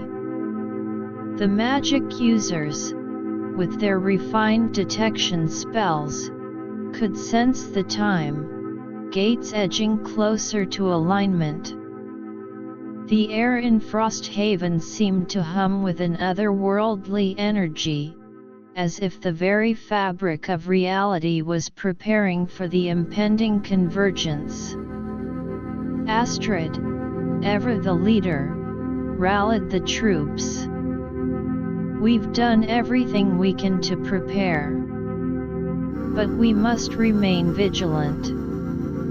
The convergence could happen at any moment, and we need to be ready to act. The Time Gate Council, along with representatives from all the allied communities, had gathered in the large hall of the Academy. Their faces were set with determination, but there was also a hint of trepidation in the air. One of the magic users, a young prodigy named Arya, reported, "The energy signatures of the time gates are fluctuating more rapidly. I estimate that the convergence could occur within the next few days." Astrid nodded. "We need to make sure that all our teams are in position. The scholars should be ready to analyze the energy patterns, the magic users to channel the key's power, and the warriors to defend us." The teams were dispatched to their designated locations. The main group, led by Astrid, set up camp near the hidden time gate, as it was believed to be the epicenter of the convergence. The Luminari, true to their alliance, had also sent a group of their most powerful magic users and guardians to assist. As the first signs of the convergence became more apparent, the sky above the time gate began to darken. Clouds formed in strange, swirling patterns, and bolts of multicolored lightning crackled between the time gates. The ground trembled beneath their feet, and the runes on the time gates glowed with an intense, blinding light. Astrid shouted over the growing din, "This is it! Everyone, to your positions. The magic users, holding the key, began to chant. The key responded to their incantations, emitting a soft, pulsating light. The scholars, using a series of enchanted devices, monitored the energy levels of the time gates. The warriors, their weapons drawn and ready, formed a protective perimeter around the group. Suddenly, with a deafening roar, the time gates aligned. A massive wave of energy, a maelstrom of colors and power, erupted from the time gates. The energy was so intense that it threatened to overwhelm everything in its path.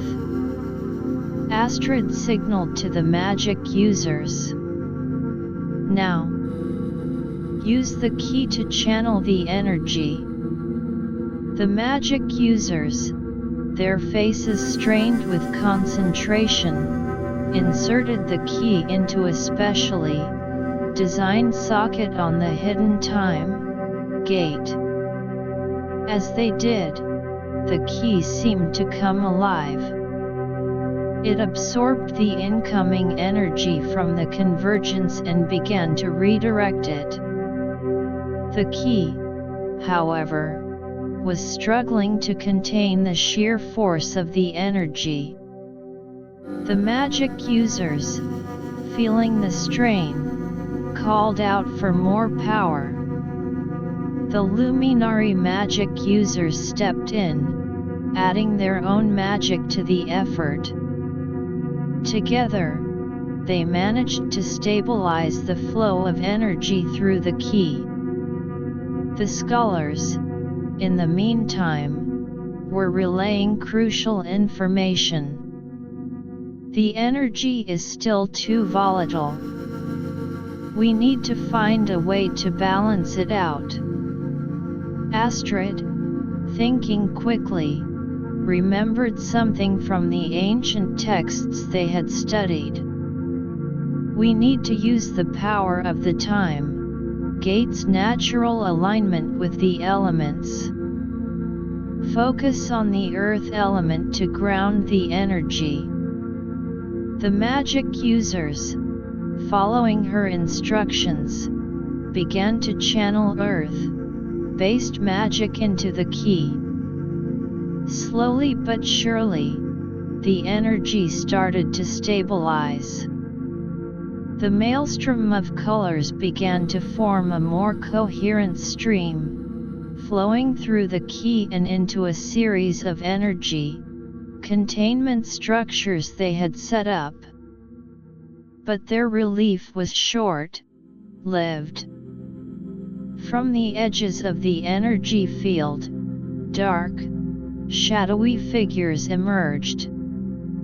These were not the same as the shadowy creatures they had faced before. These were manifestations of the excess, uncontrolled energy, given form and malice. The warriors charged at the shadowy figures. Their enchanted weapons sliced through the darkness, but the figures seemed to reform quickly. The magic users, while still focusing on controlling the convergence energy, also sent spells towards the shadowy figures. Astrid knew that they couldn't let these figures disrupt their efforts. We need to find a way to dispel them for good. Use spells that target their energy source. One of the magic users, a master of dark energy counterspells, began to chant. A powerful spell, a beam of pure, white light, shot towards the shadowy figures. The light seemed to penetrate their dark forms, causing them to dissipate. As the battle against the shadowy figures raged on, the magic users continued to struggle with the convergence energy. The key was starting to show signs of strain, and there was a risk that it might break under the pressure. Astrid looked at the key, her mind racing. We need to find a way to reinforce the key. Use the power of the luminary's realm, specific magic in our own time, gate, enhanced spells. The luminary magic users and the mortal world magic users combined their powers. They created a complex web of spells that wrapped around the key, strengthening it. The key, now fortified, was able to handle the energy more effectively. The scholars, meanwhile, had been analyzing the energy patterns. One of them, an elderly man named Oren, shouted, "I've found a way to divert some of the excess energy into a stable energy reserve.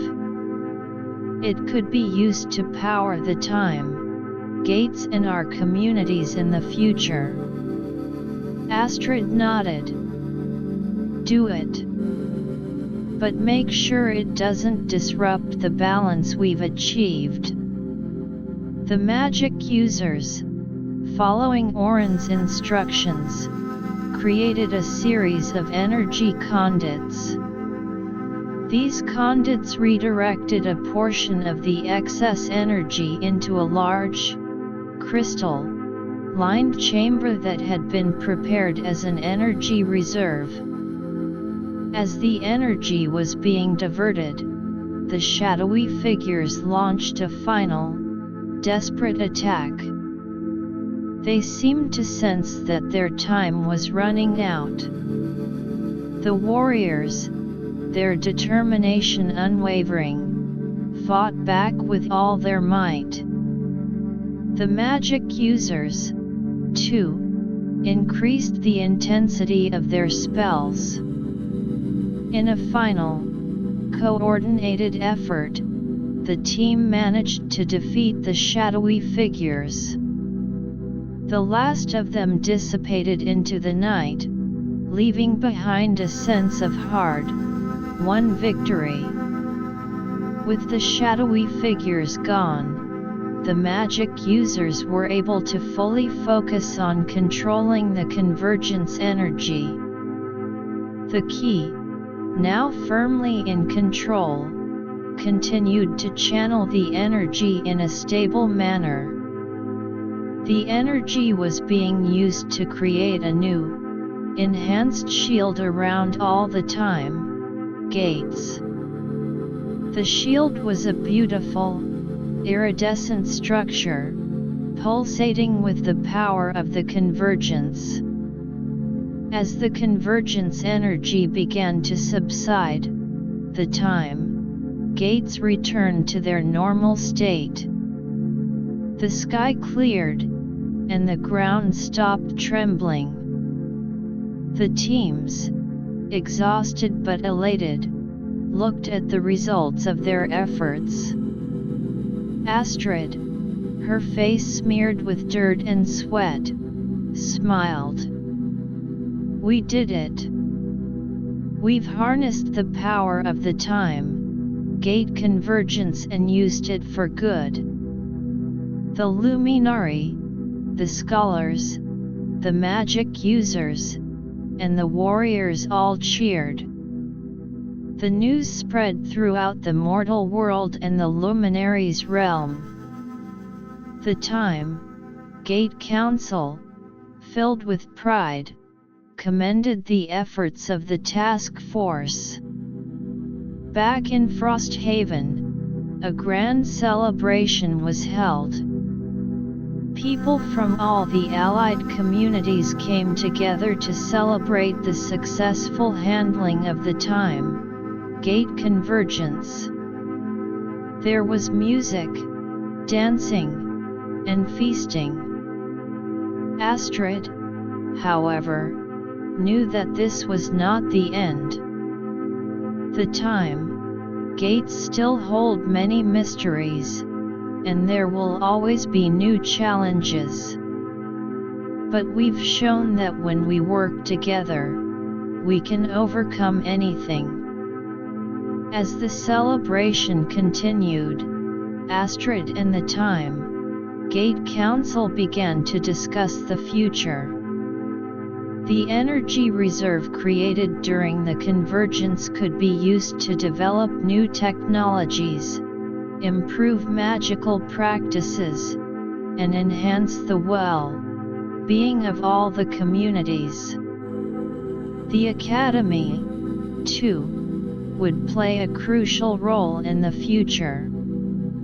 It would continue to be a center for research, training the next generation of time gate explorers, scholars, and magic users.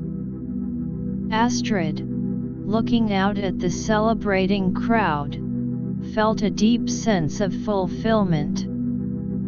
But she also knew that the time gates were a responsibility. They had to be protected, and their power had to be used wisely. In the days following the celebration, the task force began to document their experiences during the convergence. The scholars wrote detailed reports, the magic users recorded the spells they had used, and the warriors shared their battle strategies. This knowledge would be passed on to future generations, ensuring that they were better prepared for any challenges related to the time gates. Astrid, along with a group of advisors, also began to plan for the expansion of the time gate network. They wanted to explore new realms, establish more connections with different communities, and use the time gates to further the progress of all. As she stood near the time gate, looking at the enhanced shield that now protected it, Astrid knew that the journey with the time gates was far from over. There were new horizons to explore, new knowledge to be gained, and new challenges to face. But she was ready, and she knew that with the support of her allies, they could continue to unlock the secrets of the time gates and create a better future for all. Chapter 18: New Horizons and the Seeds of Change. The successful taming of the time gate convergence had left a lasting mark on the mortal world and the Luminaries' realm. Frosthaven, once a small village at the heart of time gate mysteries, now stood as a symbol of unity and progress. The energy reserve from the convergence had become the lifeblood of new projects, fueling the growth of magic and technology in ways previously unimagined. Astrid, now a revered figure across both realms, found herself at the helm of numerous initiatives. The Time Gate Council, with her guidance, had set its sights on expanding the Time Gate network. Exploratory teams were being assembled, composed of the bravest adventurers, the most knowledgeable scholars, and the most powerful magic users. One of the first projects was to establish a new time gate research outpost in a distant, uncharted region of the mortal world. Astrid believed that this outpost could serve as a gateway to new discoveries, both in terms of time, travel technology and the understanding of different eras. A young and eager explorer named Lyra approached Astrid with an idea. "I've been studying the ancient maps we found during our previous expeditions," she said. "There's a region marked as the Forbidden Wastes. It's said to be a place where time itself is distorted. I think it could be a perfect location for our new outpost." Astrid was intrigued. "The Forbidden Wastes? I've heard of it in passing, but very little is known. If time is distorted there, it could hold the key to understanding some of the more complex aspects of time, gate operation." The council agreed to Lyra's proposal, and preparations for the expedition to the Forbidden Wastes began. The team was carefully selected, with members bringing a diverse set of skills. Magic users were chosen for their ability to counteract any time-related anomalies, scholars for their knowledge of ancient lore, and warriors for protection. As they journeyed towards the Forbidden Wastes, the landscape around them began to change. The air grew colder, and the sky took on an eerie, greenish tint. The very ground seemed to shift and ripple beneath their feet, a clear sign of the time distortion. When they arrived at the designated location, they were met with a strange sight. The land was filled with large, crystalline structures that seemed to be growing out of the ground at odd angles. These crystals pulsed with a soft, otherworldly light, and the energy they emitted was a jumbled mix of different time signatures. The magic users immediately set to work, trying to create a stable environment for the outpost. They used a combination of shielding spells and time-stabilizing incantations. The scholars, meanwhile, began to study the crystals, taking samples, and trying to decipher the strange energy patterns. As they delved deeper into their research, they made a startling discovery. The crystals were not natural formations but were, in fact, remnants of an ancient time gate experiment. An unknown civilization, long ago, had attempted to create a super-time gate that could access multiple eras simultaneously.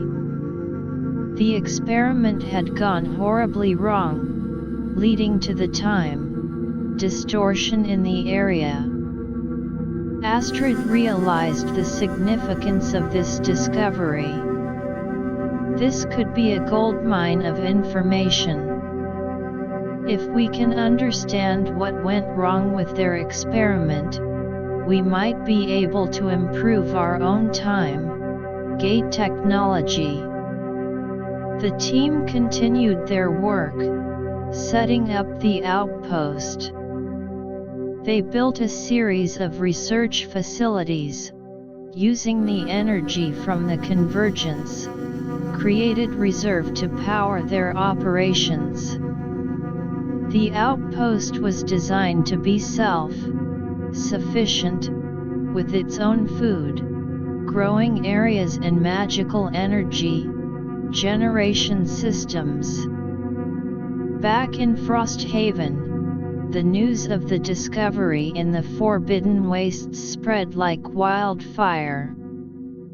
The Academy was abuzz with excitement, and students were eager to participate in future research projects at the outpost. However, not everyone was happy about the new developments. A small group of traditionalists, who believed that the time gates should be left alone and not meddled with, began to voice their concerns. They argued that the expansion of the time gate network and the exploration of dangerous areas like the Forbidden Wastes would bring about another disaster. Astrid knew that she had to address these concerns. She called a town hall meeting in Frosthaven, inviting all those with doubts to come and voice their opinions. At the meeting, a middle-aged man named Thorvald stood up. "We've just managed to survive the time gate convergence. Now you want to plunge us into another risky venture? What if this outpost in the Forbidden Wastes causes another disruption in the time stream?" Astrid listened patiently. "I understand your concerns, Thorvald. But the knowledge we can gain from this outpost could help us better protect the time gates and the realms. We're taking every precaution, and all our actions are guided by a deep respect for the power of the time gates." Another person, a young woman named Freya, stood up. "I'm worried that the new technology and magic we develop from this could be misused. There are always those who will seek power for their own gain." Astrid nodded. "That's why we have the Time Gate Council and the Academy. We're establishing strict regulations and ethical guidelines to ensure that any new knowledge is used for the greater good. And with the Luminari as our allies, we have an extra layer of protection." As the meeting continued, Astrid and the council members were able to alleviate some of the concerns. The traditionalists, while still cautious, began to see the potential benefits of the outpost. Back at the Forbidden Wastes outpost, the research was progressing steadily. The magic users had managed to stabilize the time distortion in a small area around the outpost, allowing for more in-depth studies. The scholars discovered that the ancient civilization had made a critical error in their time gate design. They had failed to account for the interaction between different time frequencies, which had led to the chaotic energy that now permeated the area. Armed with this knowledge, the team at the outpost began to develop new theories on time gate construction. They proposed a new model that would incorporate a system to balance the time frequencies, preventing any potential disasters. The news of these theoretical advancements reached Frosthaven, and the magic users and engineers at the Academy were excited. They began to work on building a prototype of the new time gate design, using the energy reserve and the knowledge from the outpost.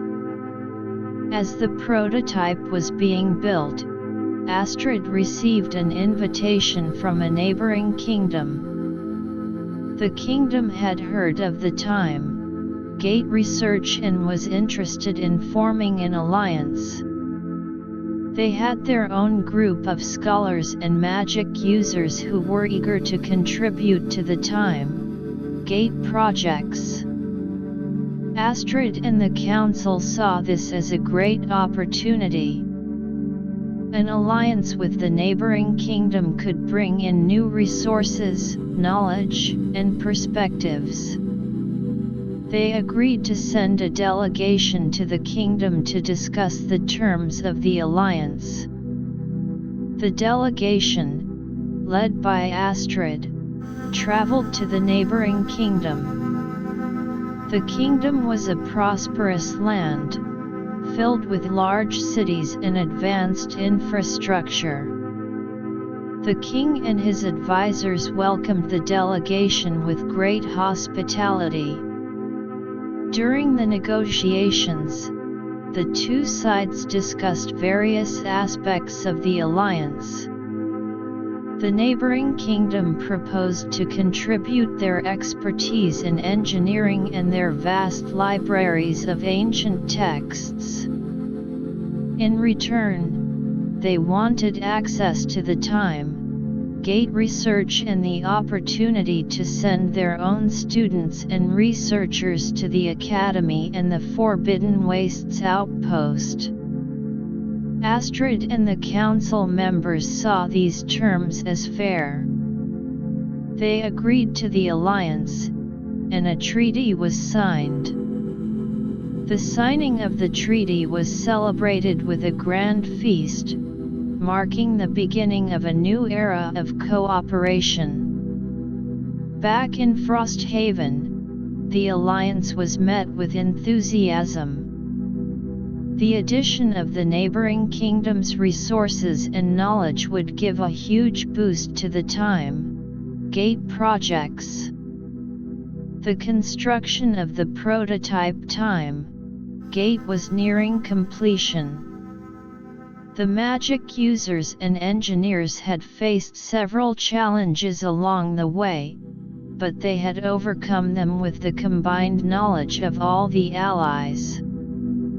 When the prototype was finally ready, the team gathered around it with a sense of anticipation. Astrid, as the leader of the Gate projects, was given the honor of activating it.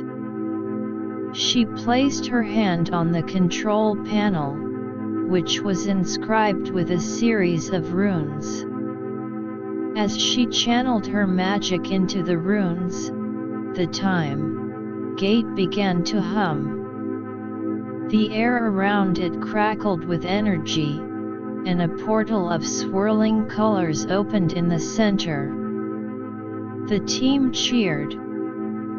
The prototype had worked.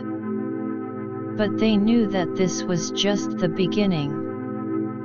They needed to conduct a series of tests to ensure that the Gate was stable and that it did not cause any time anomalies. The first test involved sending a small, enchanted drone through the portal. The drone was equipped with sensors to measure the time, frequencies and any potential disruptions.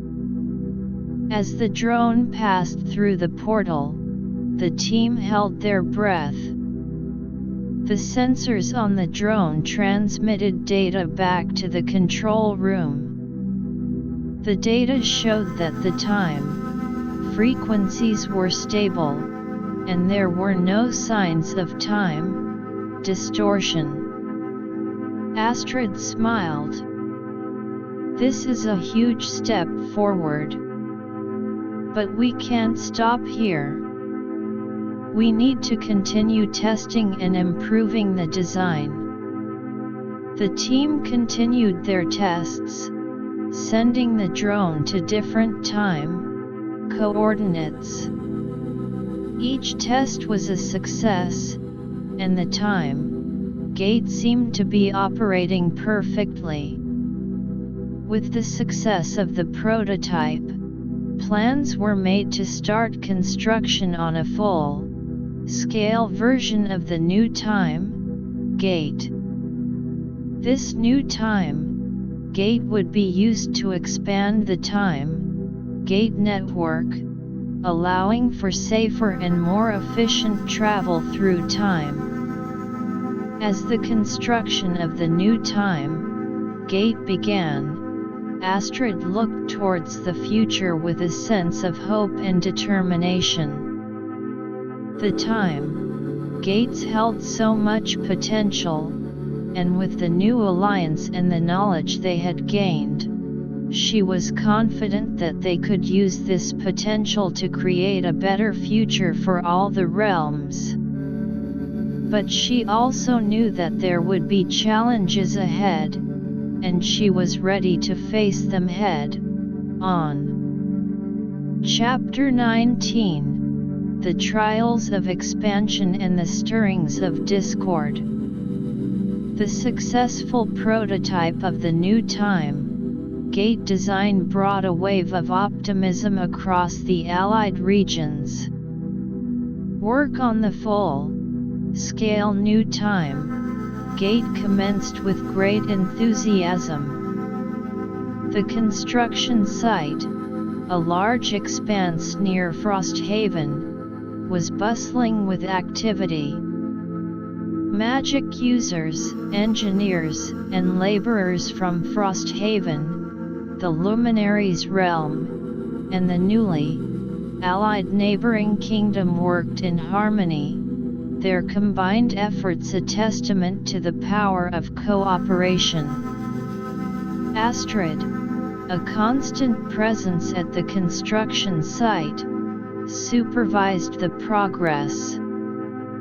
The new time gate was a complex structure, its design incorporating the latest knowledge from the research at the Forbidden Wastes outpost. The frame was made of a special alloy, enchanted to withstand the intense energy fluctuations of time travel. The runes inscribed on its surface were a combination of ancient and newly developed symbols, carefully calibrated to balance the time frequencies.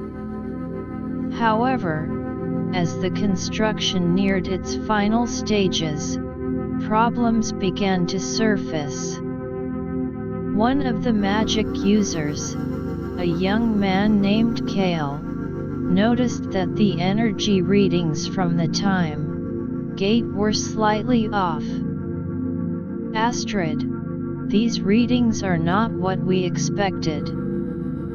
The time frequencies seem to be fluctuating more than they should, even though we've followed the design to the letter. Astrid frowned. We can't afford any mistakes.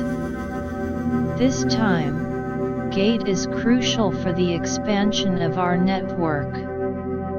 Gather the other magic users and scholars. We need to figure out what's going wrong.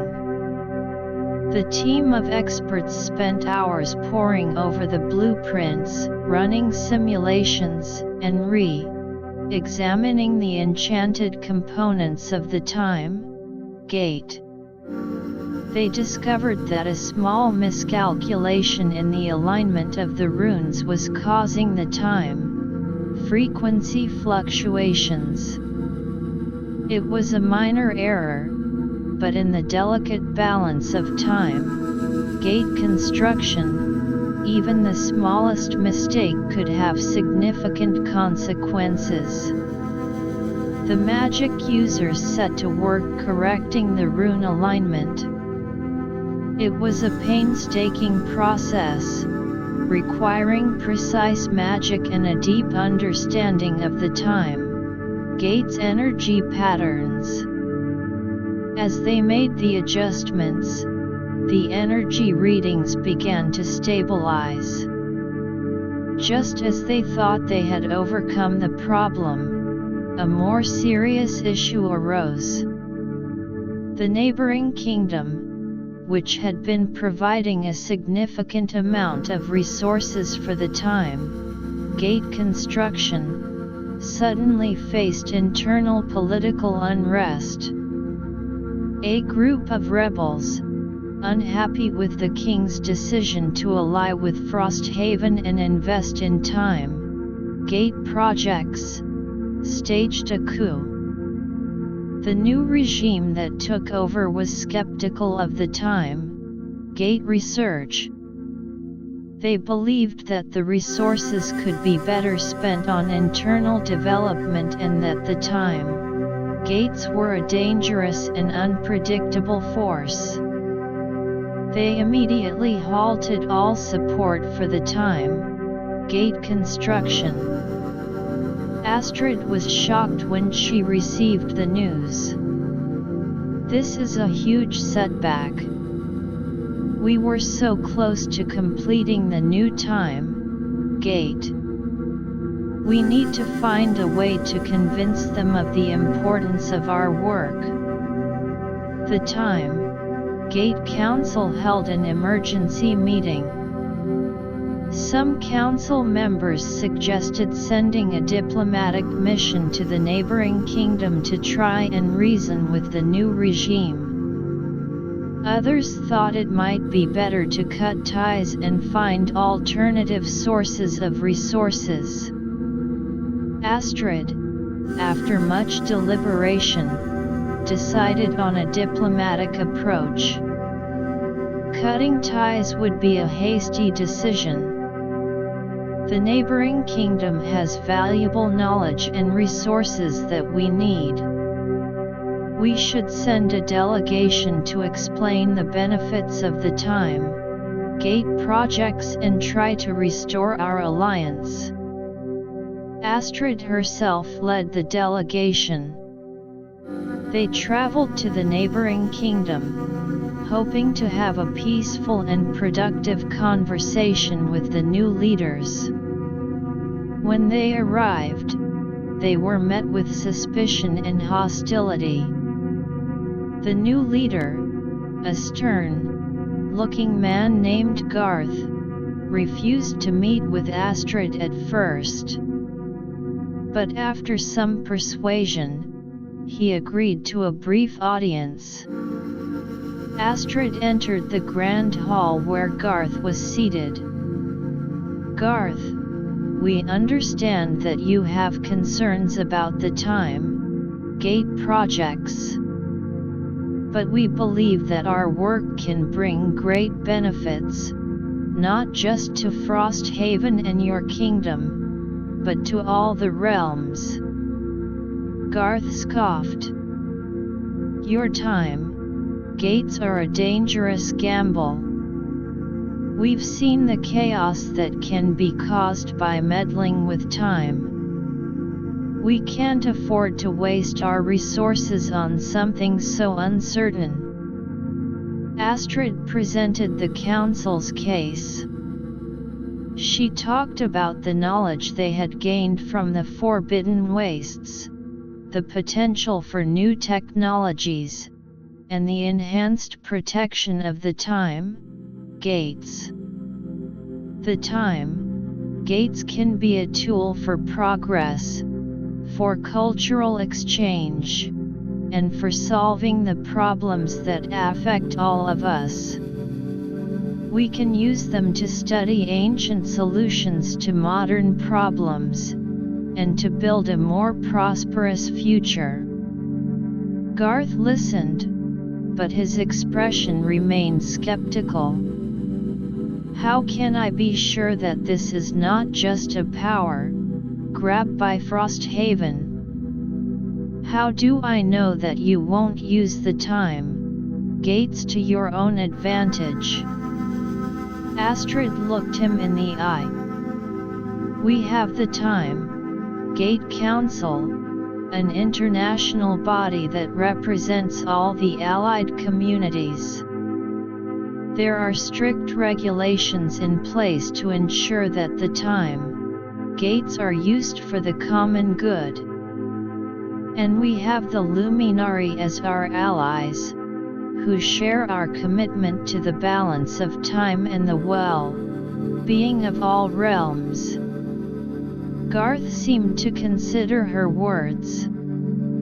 I'll need some time to think about it.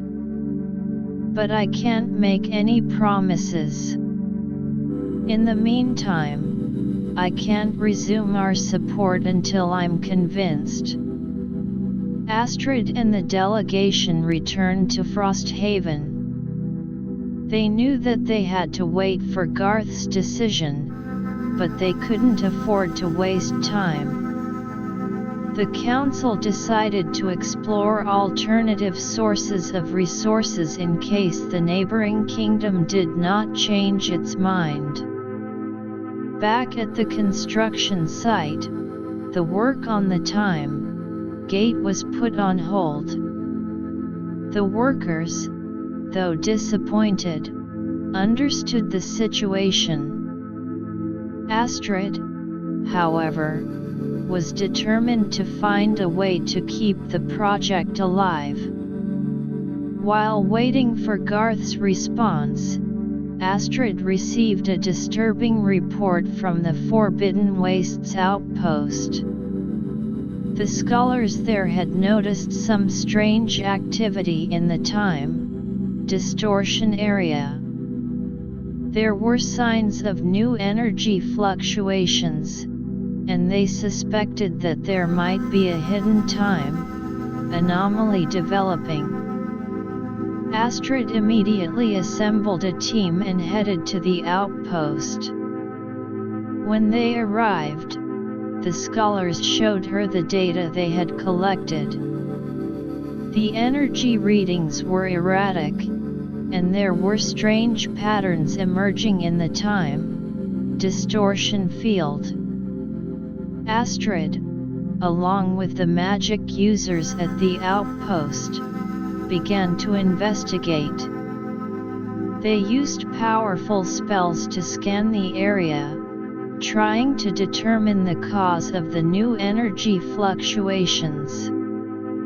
After a series of tests, they discovered that a group of rogue magic users had been tampering with the distortion area. These rogue magic users, driven by a thirst for power, believed that they could harness the unstable energy of the distortion to create a weapon. Astrid was furious. This is reckless and dangerous. We need to stop them before they cause a major disaster. The team set out to find the rogue magic users. They followed the trail of magical energy, which led them to a hidden cave deep within the distortion area. As they entered the cave, they were met with a group of magic users. These magic users were armed with strange, enchanted devices, and they were in the process of conducting a dangerous spell. Astrid stepped forward. "Stop this madness. What you're doing is not only illegal but also extremely dangerous. You could cause a rift that would affect both the mortal world and the other realms." The leader of the rogue magic users, a tall and arrogant man named Damien, laughed. "You think you can stop us? We've been planning this for a long time. With the power of this distortion, we'll be invincible." Astrid signaled to the magic users in her team. "We can't let them continue. Use non-lethal spells to subdue them." The battle that ensued was intense. The rogue magic users were powerful, and they were using dark and untested magic. The magic users from Frosthaven and the outpost, however, were better organized and had a deeper understanding of the distortion area. "Astrid, Using the power of the time, Gate, enhanced magic she had developed, launched a series of powerful spells. These spells disrupted the rogue magic users' incantations and damaged their enchanted devices. The warriors in the team, meanwhile, charged at the rogue magic users, using their enchanted weapons to keep them at bay. The rogue magic users, seeing that they were losing, tried to flee. But Astrid and her team were ready. They used a combination of teleportation spells and energy barriers to block the exits. In a final, coordinated attack, they managed to subdue the rogue magic users. Astrid looked at Damien, who was now on his knees, defeated. You should have known better than to meddle with forces you don't understand. The time gates are not toys, and their power must be respected. The rogue magic users were taken into custody and transported back to Frosthaven. They would stand trial for their actions, and the council would decide on their punishment. Back at the Forbidden Wastes outpost, the magic users worked to stabilize the time distortion area.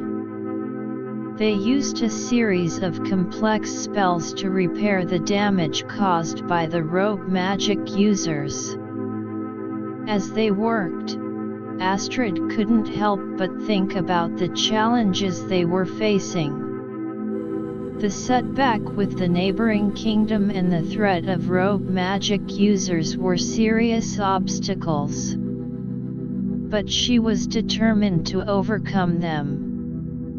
She knew that the future of the time, Gate projects, and indeed the future of all the realms, depended on it.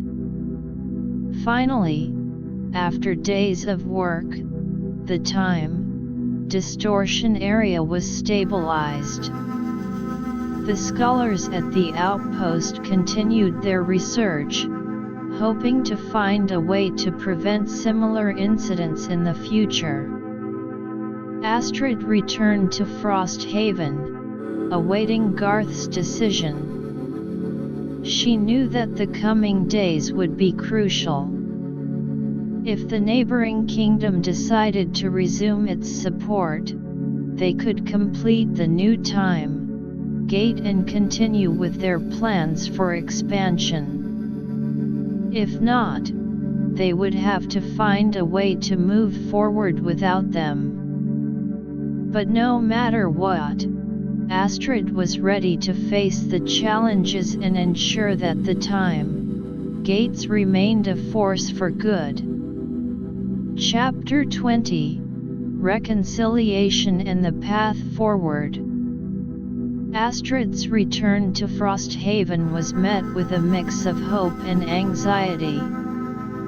The news of the rogue magic users' capture had spread, and while the villagers were relieved, the situation with the neighboring kingdom still hung heavy over everyone.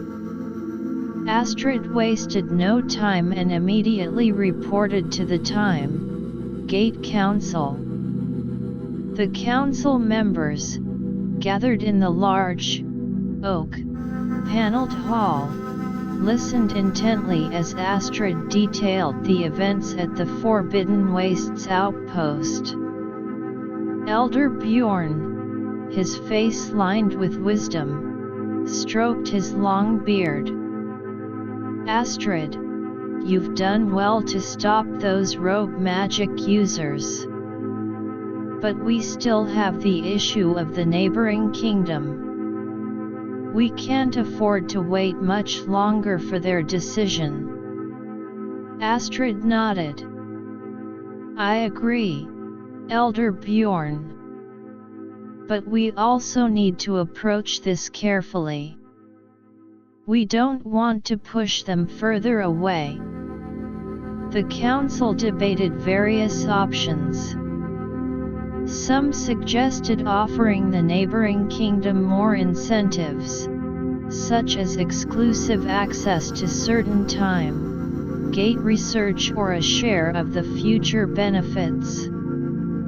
Others thought it might be better to focus on strengthening their own resources and finding new allies to make up for the potential loss of the neighboring kingdom's support. As they were discussing, a messenger arrived from the neighboring kingdom. The messenger, a young and nervous-looking boy, handed Astrid a sealed letter. "This is from Garth, the leader of our kingdom," he said.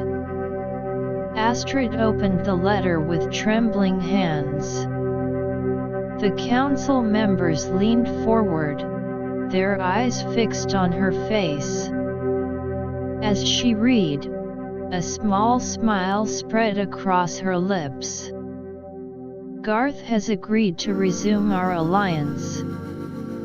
He was convinced by our arguments and has seen the potential benefits of the time gate projects. They will start sending resources for the time gate construction again." The council erupted in cheers. The news spread throughout Frosthaven, and the villagers celebrated. The construction site, which had been relatively quiet, came back to life with renewed vigor. The workers, magic users, and engineers returned to their tasks with enthusiasm. The magic users, now confident in their ability to correct the earlier rune alignment issue, continued to fine-tune the time gate's energy regulating mechanisms.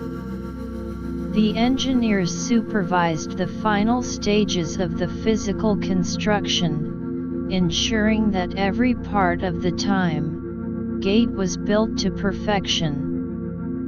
As the time gate neared completion, Astrid turned her attention to the future of time gate exploration. She envisioned a network of time gates that would connect not only different eras within the mortal world but also various other realms, creating a vast web of knowledge and cultural exchange. To prepare for this future, Astrid decided to expand the training programs at the Academy of Time Gate Studies. She invited experts from all the allied regions, including the Luminari, to come and teach at the Academy. The curriculum was updated to include new courses on the latest time gate technologies, the ethics of time travel in a multi-realm context, and the study of different magical traditions related to time manipulation. One of the new courses, taught by a Luminari elder named Ilera, focused on the spiritual aspects of time travel. Time is not just a physical construct, Ilera told her students. It has a spiritual dimension, a flow of energy that connects all things. Understanding this spiritual aspect is crucial for safe and meaningful time travel. The students, a diverse group of young magic users, scholars, and adventurers, were fascinated by Ilera's teachings.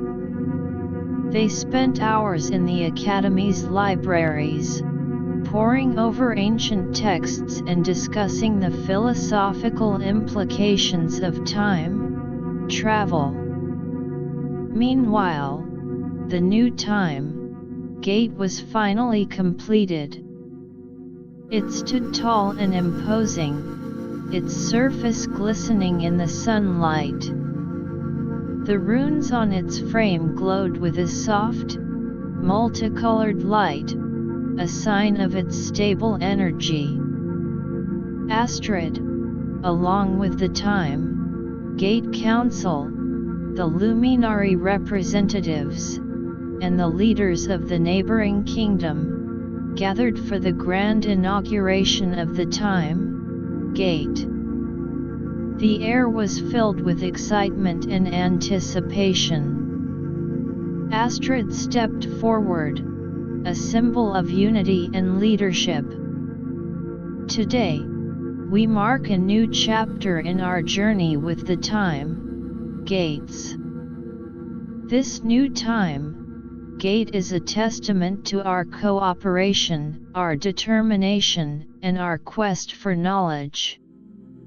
It will open up new horizons, new opportunities for all of us. With those words, Astrid activated the Time Gate.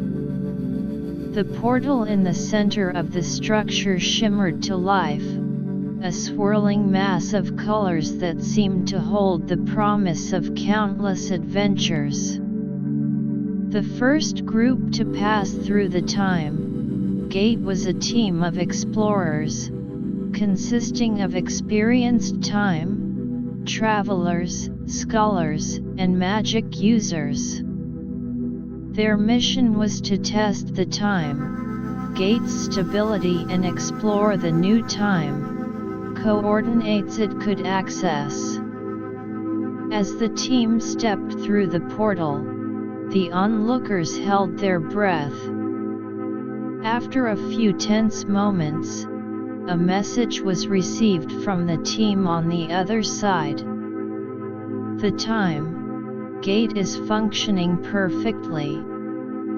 The time coordinates are stable, and we're ready to start our exploration. The news was met with cheers. The Time Gate had been a success, and the future of Time Gate exploration looked brighter than ever.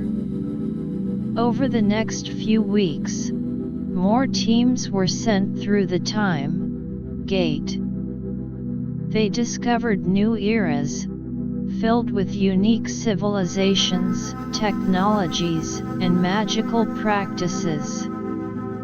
The scholars brought back knowledge of ancient healing techniques, lost arts, and advanced engineering concepts. The magic users learned new spells and incantations, expanding their understanding of magic. One of the teams, led by a young adventurer named Ragnar, traveled to an era where magic and technology coexisted in perfect harmony.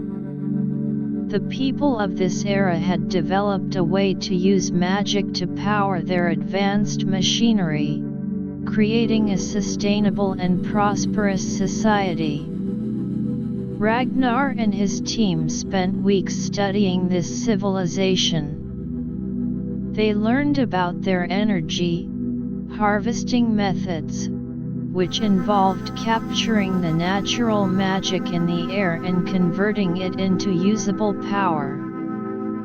They also discovered their unique form of governance, which was based on the principles of balance and cooperation.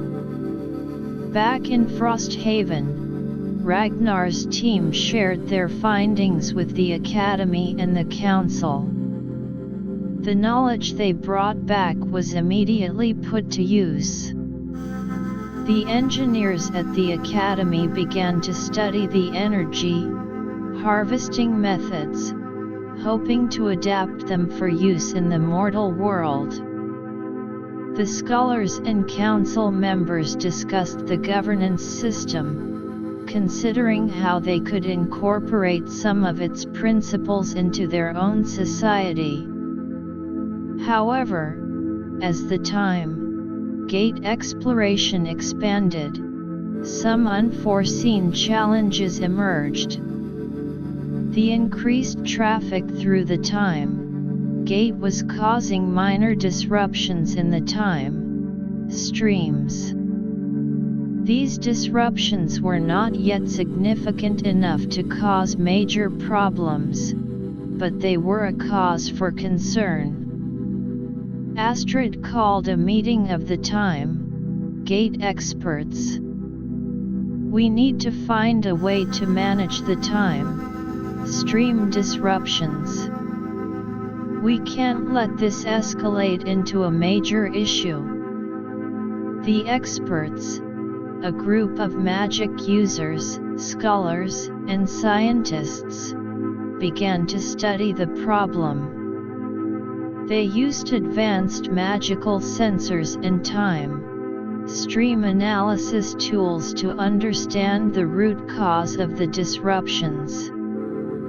After a series of investigations, they discovered that the time gate was not fully calibrated to handle the volume of time travel.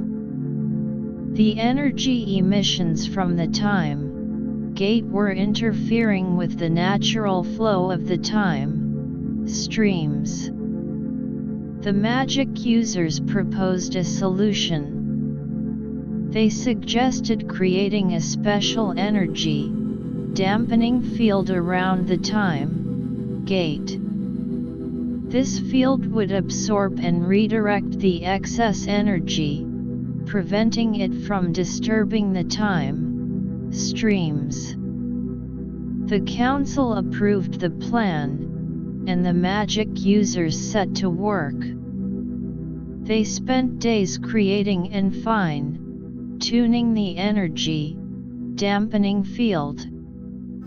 The process was complex, requiring the use of powerful spells and the manipulation of rare magical crystals. Finally, the energy dampening field was ready. When it was activated around the time gate, the time stream disruptions began to subside. The time gate was now operating smoothly, with no signs of negative impact on the time streams. As the time gate exploration continued to thrive, Astrid received word of a new discovery.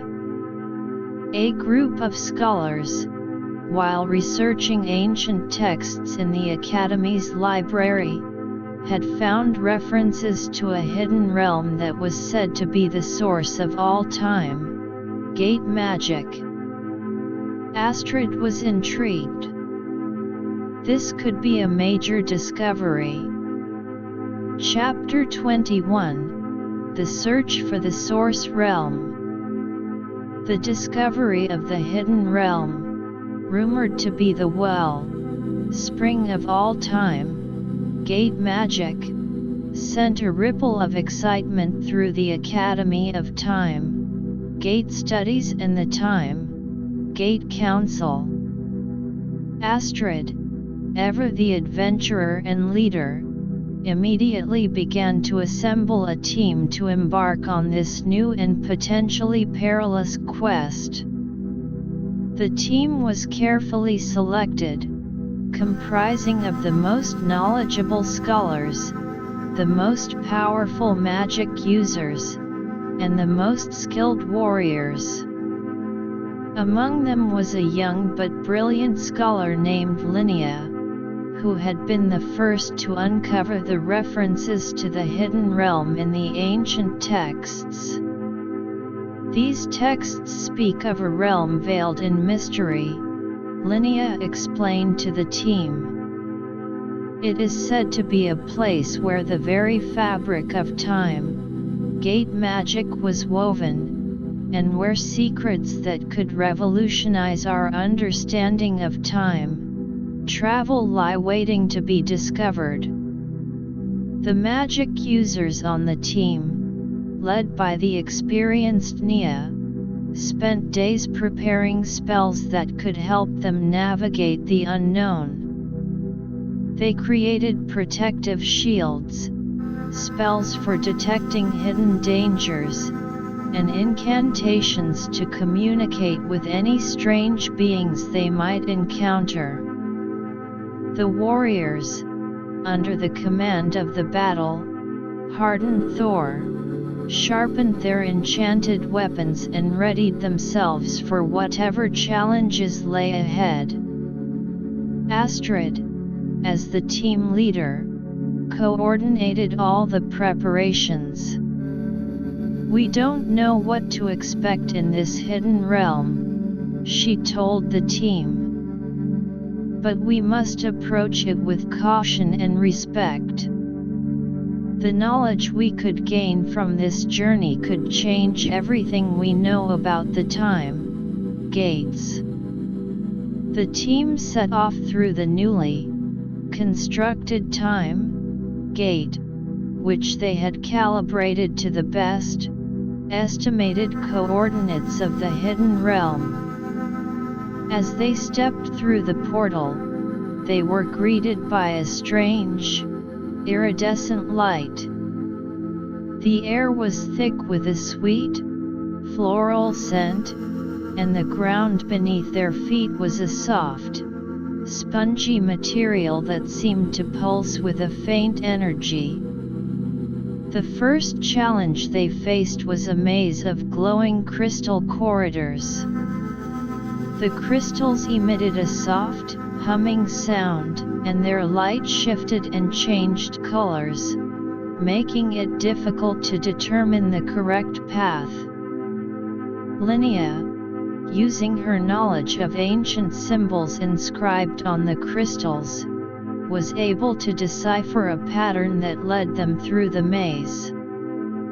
As they emerged from the maze, they found themselves in a vast, open chamber. In the center of the chamber was a large, circular platform, and around it were statues of strange, otherworldly beings. The statues seemed to be watching them, their eyes following the team's every move. Suddenly, the statues came to life. They were massive, towering over the team, and their forms were made of a solid, crystalline substance. The warriors immediately formed a defensive circle around the scholars and magic users. Nia and the other magic users launched a series of spells at the statues. The spells, however, seemed to have little effect. The statues absorbed the magical energy and launched their own counter-attacks in the form of beams of crystal, like projectiles. Astrid quickly analyzed the situation. "We need to find their weak points. These statues are clearly magical constructs, so there must be a way to disrupt their power source." The team fought bravely, with the warriors using their weapons to deflect the projectiles while the magic users searched for a way to disable the statues. Linnea, in the midst of the battle, noticed that the eyes of one of the statues were glowing more brightly than the others. "I think that statue is the key," she shouted. "If we can disable it, the others might stop as well." Astrid signaled to Thor and a group of warriors. They charged towards the statue with the glowing eyes, dodging the projectiles. The magic users provided cover, launching distraction spells at the other statues. Thor and his warriors reached the target statue. With a mighty swing of his enchanted axe, Thor struck the statue's glowing eye. The statue let out a deafening screech, and its body began to crumble. As it fell, the other statues also stopped their attacks and returned to their immobile state. The team, though tired from the battle, pressed on. They approached the circular platform in the center of the chamber. As they stepped onto the platform, a bright light engulfed them, and they were transported to another part of the hidden realm. They found themselves in a garden filled with strange, floating plants. These plants were made of a translucent material and emitted a soft, multicolored glow. Among the plants were small, winged creatures that flitted about, their wings making a gentle, tinkling sound. The creatures seemed friendly and curious. One of them, a small, blue, winged being, landed on Linnea's outstretched hand. It communicated with her through a series of mental images, showing her a path deeper into the garden. The team followed the path indicated by the winged creature. As they walked, they noticed that the plants were not just for decoration but were actually part of a complex magical system. The magic users detected a strong energy flow, similar to the energy of the time gates, coursing through the plants. After a while, they came across a large, central tree.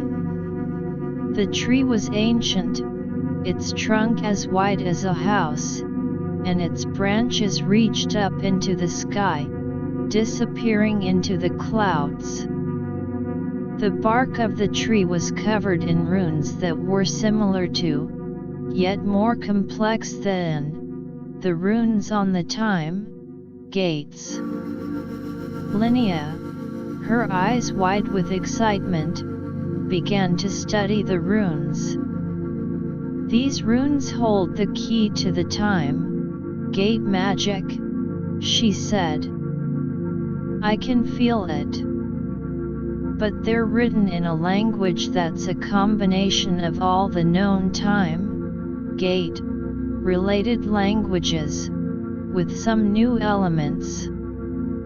The other scholars joined Linnea in her study, while the magic users and warriors kept watch.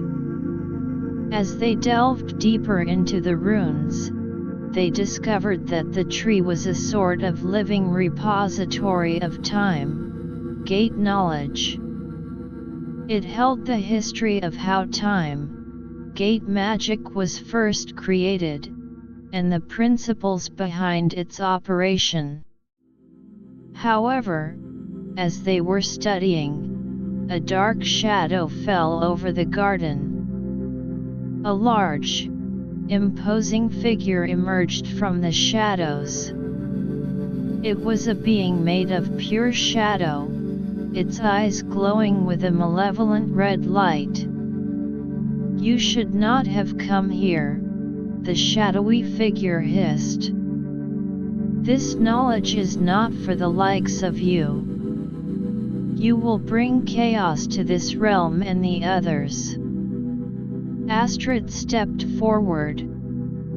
We mean no harm. We seek knowledge to better understand and protect the time gates. The time gates are a force for good, and we want to ensure their proper use. The shadowy figure laughed, a cold, menacing laugh. You are naive.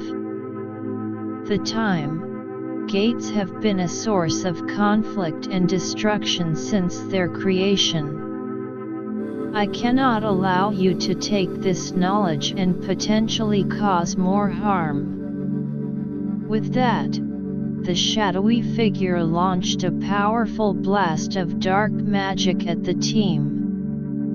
The magic users quickly erected a shield, but the force of the blast was so strong that it began to crack the shield. Astrid knew they had to act fast. She called upon the power of the time gate, channeling its energy through herself. The time gate energy combined with her own magic, creating a counter blast that pushed back the dark magic. The other magic users joined Astrid, adding their magic to the counter attack. The warriors, meanwhile, charged at the shadowy figure, their enchanted weapons ready to strike. The battle that ensued was intense. The shadowy figure was powerful, and its dark magic was constantly evolving, adapting to their attacks. But the team from Frosthaven was determined. They used their combined skills, knowledge, and the power of the time gate to fight back. Linnea, in the middle of the battle, noticed something strange about the shadowy figure. It seemed to be affected by the energy of the tree. She quickly shared her observation with Astrid. Astrid realized that they could use the tree's energy against the shadowy figure. "Nia, focus your magic on the tree. Try to channel its energy and direct it at the shadowy figure." Nia nodded and began to chant. She used a complex spell to tap into the energy of the tree and direct it towards the shadowy figure. The energy from the tree, a pure and ancient force, hit the shadowy figure. The shadowy figure let out a scream of pain. It seemed to be weakened by the tree's energy. The warriors, seeing their chance, launched a final, coordinated attack. With a mighty blow from Thor's axe and a powerful spell from Nia, they managed to defeat the shadowy figure. The shadowy figure dissipated into the air, leaving behind a sense of victory. The team, though exhausted, knew that they had achieved something great. They had overcome the challenges of the hidden realm and were now on the verge of unlocking the secrets of time gate magic.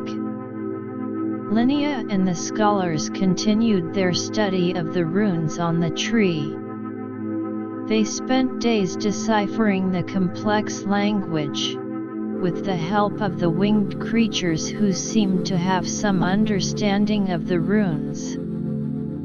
Finally, they were able to unlock some of the key secrets. They discovered the fundamental principles of time gate construction, which were far more advanced than anything they had known before.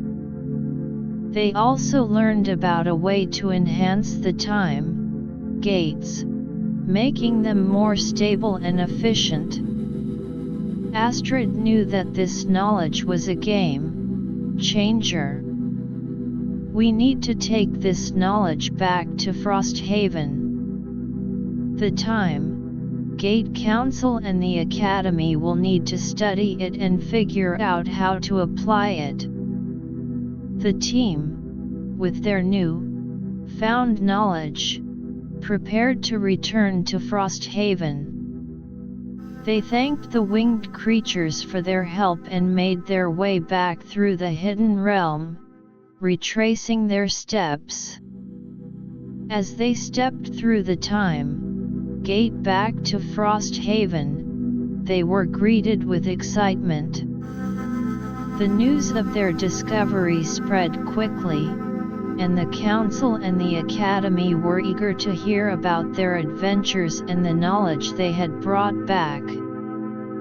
Astrid, at the head of the team, knew that this was just the beginning. The knowledge from the hidden realm would open up new possibilities for the time gates, but it also came with great responsibility. She was ready to lead the effort in studying and applying this knowledge, ensuring that the time gates continued to be a force for good in all the realms. The time Gate Council immediately called a meeting. Astrid and the team presented their findings, showing the rune translations, the new principles of time gate construction, and the methods for enhancement. The council members were in awe of the knowledge. Elder Bjorn, after listening intently, said, "This is a momentous discovery, Astrid. But we must be careful. The application of this knowledge should be done with great caution and under strict ethical guidelines." Astrid nodded. "I agree, Elder Bjorn. We will form a special committee of scholars, magic users, and ethicists to study how to use this knowledge. We need to ensure that any changes to the time gates are for the betterment of all the realms." The council agreed, and plans were set in motion. The academy would be the center of the study, with scholars from all over the allied regions coming together to analyze the new knowledge. The magic users would start working on experimental enhancements to the time gates, under the watchful eye of the committee. Astrid, looking at the future, was filled with a sense of purpose. The time gates had always been a source of mystery and potential, and now, with the knowledge from the hidden realm, they were on the verge of a new era.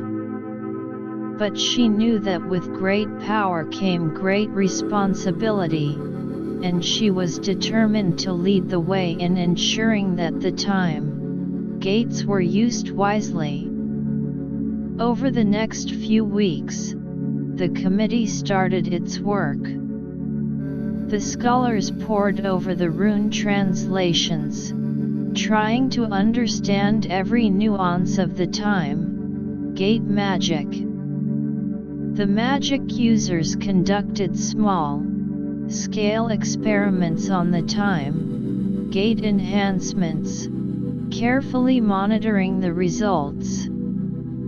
As they worked, they faced some challenges. The new principles of time gate construction were complex, and implementing them required a deep understanding of both magic and the natural laws of time.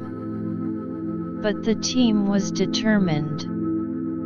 They knew that the rewards of this research could be far-reaching, from safer time travel to new forms of energy generation based on time gate principles.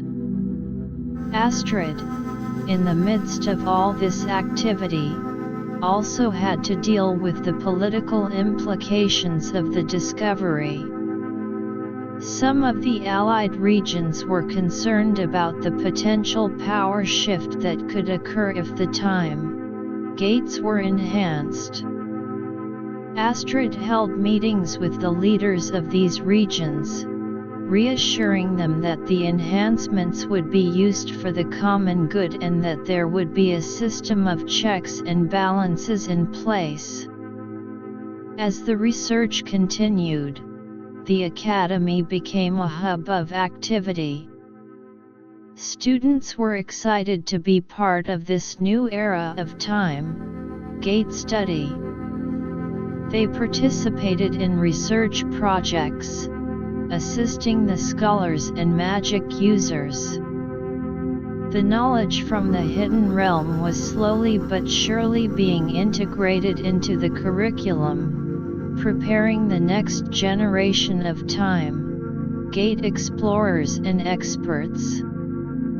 Astrid, seeing the enthusiasm and dedication of everyone involved, was confident that they were on the right path.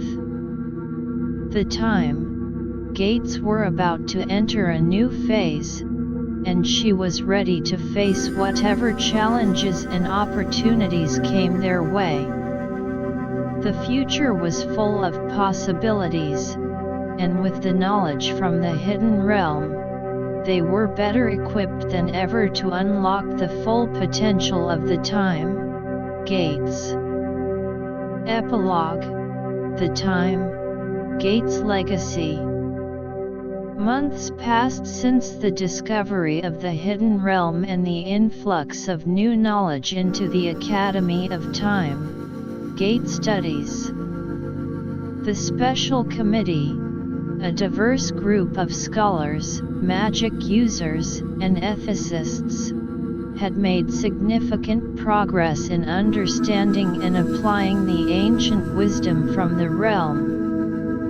The Academy buzzed with a sense of purpose as the next generation of time Gate enthusiasts delved into the complex teachings. The magic users, under the guidance of Nia, had successfully implemented some of the time Gate enhancements on a small, experimental time Gate. The results were astonishing. The enhanced time Gate was not only more stable but also had a wider range of accessible time coordinates. It was as if they had unlocked a new dimension of time travel possibilities. Astrid, now a seasoned leader in the time Gate community, oversaw the progress with a watchful eye. She had become a symbol of hope and progress, not just in Frosthaven but across all the Allied realms. The Time Gate Council, too, had been re-energized by the new discoveries. They met regularly to discuss the implications of the enhanced time gates and to formulate policies for their use. One of the key discussions in the council was the establishment of a time gate regulatory body. This body would be responsible for setting strict rules and guidelines for time travel, ensuring that the new found power was used for the betterment of all. We cannot afford to let the enhanced time gates fall into the wrong hands, Elder Bjorn emphasized during one of the council meetings. The regulatory body will be our safeguard, a way to maintain the balance and harmony that we've fought so hard to achieve. The council members nodded in agreement. Plans were quickly set in motion to create this regulatory body. Representatives from each of the Allied regions were selected to be part of it, ensuring a diverse and inclusive approach to time gate regulation. As the regulatory body took shape, the Academy continued its research. The scholars, led by Linnea, were now focusing on the long-term effects of the enhanced time gates on the time streams. They conducted complex simulations, using a combination of ancient texts and modern magical algorithms. Their findings were crucial for understanding how to operate the time gates without causing any disruptions to the delicate fabric of time. Meanwhile, the news of the enhanced time gates had spread far and wide. Other realms, previously unaware of the time gate research in Frosthaven, now showed interest in establishing connections. Astrid and the Council saw this as an opportunity to expand the network of allies and to share the knowledge and benefits of time gate technology. A diplomatic mission was sent to these realms. The mission, led by a charismatic ambassador named Aiden, carried with it the message of cooperation and progress. Aiden and his team met with the leaders of these realms, presenting the achievements of the time gate research and the potential benefits of joining the alliance. Many of the realms were intrigued. They saw the potential for cultural exchange, technological advancement, and the resolution of long-standing problems through time travel. One by one, they agreed to form alliances with Frosthaven and the other existing allies. The time gate network was expanding, creating a vast web of interconnected realms. Back in Frosthaven, the first large-scale application of the enhanced time gate was about to take place. A team of explorers, scientists, and magic users was assembled to embark on a long-distance time travel mission. Their goal was to visit a distant era, one that was believed to hold the key to solving a long-standing environmental problem in one of the Allied realms. The enhanced time gate hummed with energy as the team prepared to step through. Astrid, standing alongside the time gate, addressed the team. "This mission is a testament to our progress. The knowledge we've gained, the enhancements we've made, all lead to this moment. I have every confidence in your abilities. Go, explore, and bring back the knowledge that will change our world for the better." The team, filled with excitement and determination, stepped through the portal. On the other side, they found themselves in an ancient, lush landscape. The air was thick with the scent of exotic plants, and the sounds of strange creatures filled the air. The scientists immediately began their research, collecting samples of the flora and fauna. The magic users, meanwhile, studied the local magic, energy signatures, looking for any clues that could help solve the environmental problem. The explorers scouted the area, searching for signs of the ancient civilization that was said to have mastered environmental management. After days of exploration, they made a remarkable discovery. They found an ancient library, hidden deep within a cave.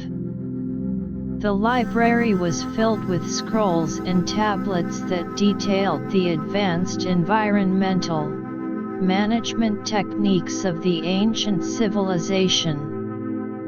The team quickly returned to Frosthaven, their hearts filled with the hope that they had found the solution. The scrolls and tablets were immediately studied by the scholars at the academy.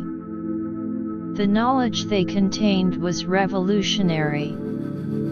It proposed a combination of magic-based and technological solutions to the environmental problem, solutions that were both sustainable and effective.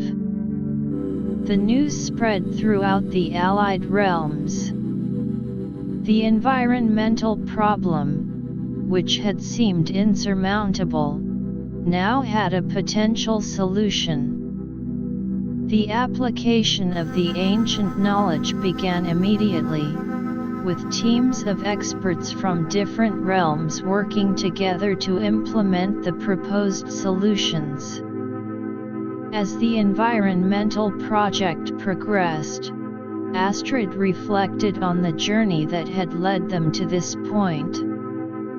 The time gates, once a source of mystery and danger, had become a powerful tool for progress. The alliances they had formed, the knowledge they had gained, and the problems they had solved were all a result of their determination to explore and understand the time gates. The time gate regulatory body, now fully operational, was ensuring that the time gates were used responsibly. They had established a system of permits for time travel, with strict criteria for who could use the time gates and for what purposes. This system had prevented any misuse of the time gates, maintaining the trust and cooperation of all the Allied realms. The Academy, too, had flourished. It had become a center of learning not just for time gate studies but also for cross-realm cultural and technological exchange. Students from different realms came to study, bringing with them their unique perspectives and knowledge. The exchange of ideas had led to new innovations, not just in time gate technology but in various other fields as well. One of the students, a young magic user named Lila from a far-off realm, developed a new spell that could enhance the communication between different realms. This spell, when combined with the time gate network, made it easier for the Allies to share information, resources, and expertise. As the years passed, the time gate network continued to expand. New time gates were constructed, connecting more and more realms and eras.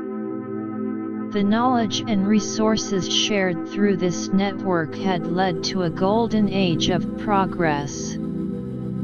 Poverty, disease, and environmental problems were being addressed on a scale never before possible. Astrid, now an elder stateswoman in the time gate community, looked out at the bustling academy and the ever-growing time gate complex. Her legacy was clear. She had not only unlocked the secrets of the time gates but had also ensured that they were used for the greater good.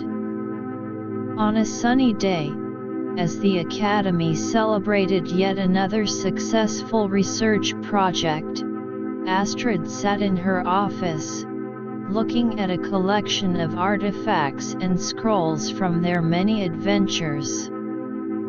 She thought about the early days, the challenges they had faced, the battles they had fought, and the alliances they had forged. The time gates had become a symbol of unity, progress, and hope. They had connected realms that were once separated by time and space, creating a community that was stronger together. Astrid knew that the journey with the time gates was far from over. There were still mysteries to be solved, new realms to explore, and problems to be addressed. But she was confident that the future generations, armed with the knowledge and values they had instilled, would continue to build on their legacy. The time gates stood tall, a testament to the power of human and other realm beings, curiosity, determination, and cooperation. They would continue to be a source of wonder and a tool for creating a better universe. With the time Gate Council, the Academy, and the regulatory body ensuring that their power was used wisely. Astrid smiled, knowing that she had played a part in this great adventure, and that the story of the time gates would continue to unfold, bringing light and progress to all who dared to explore their secrets.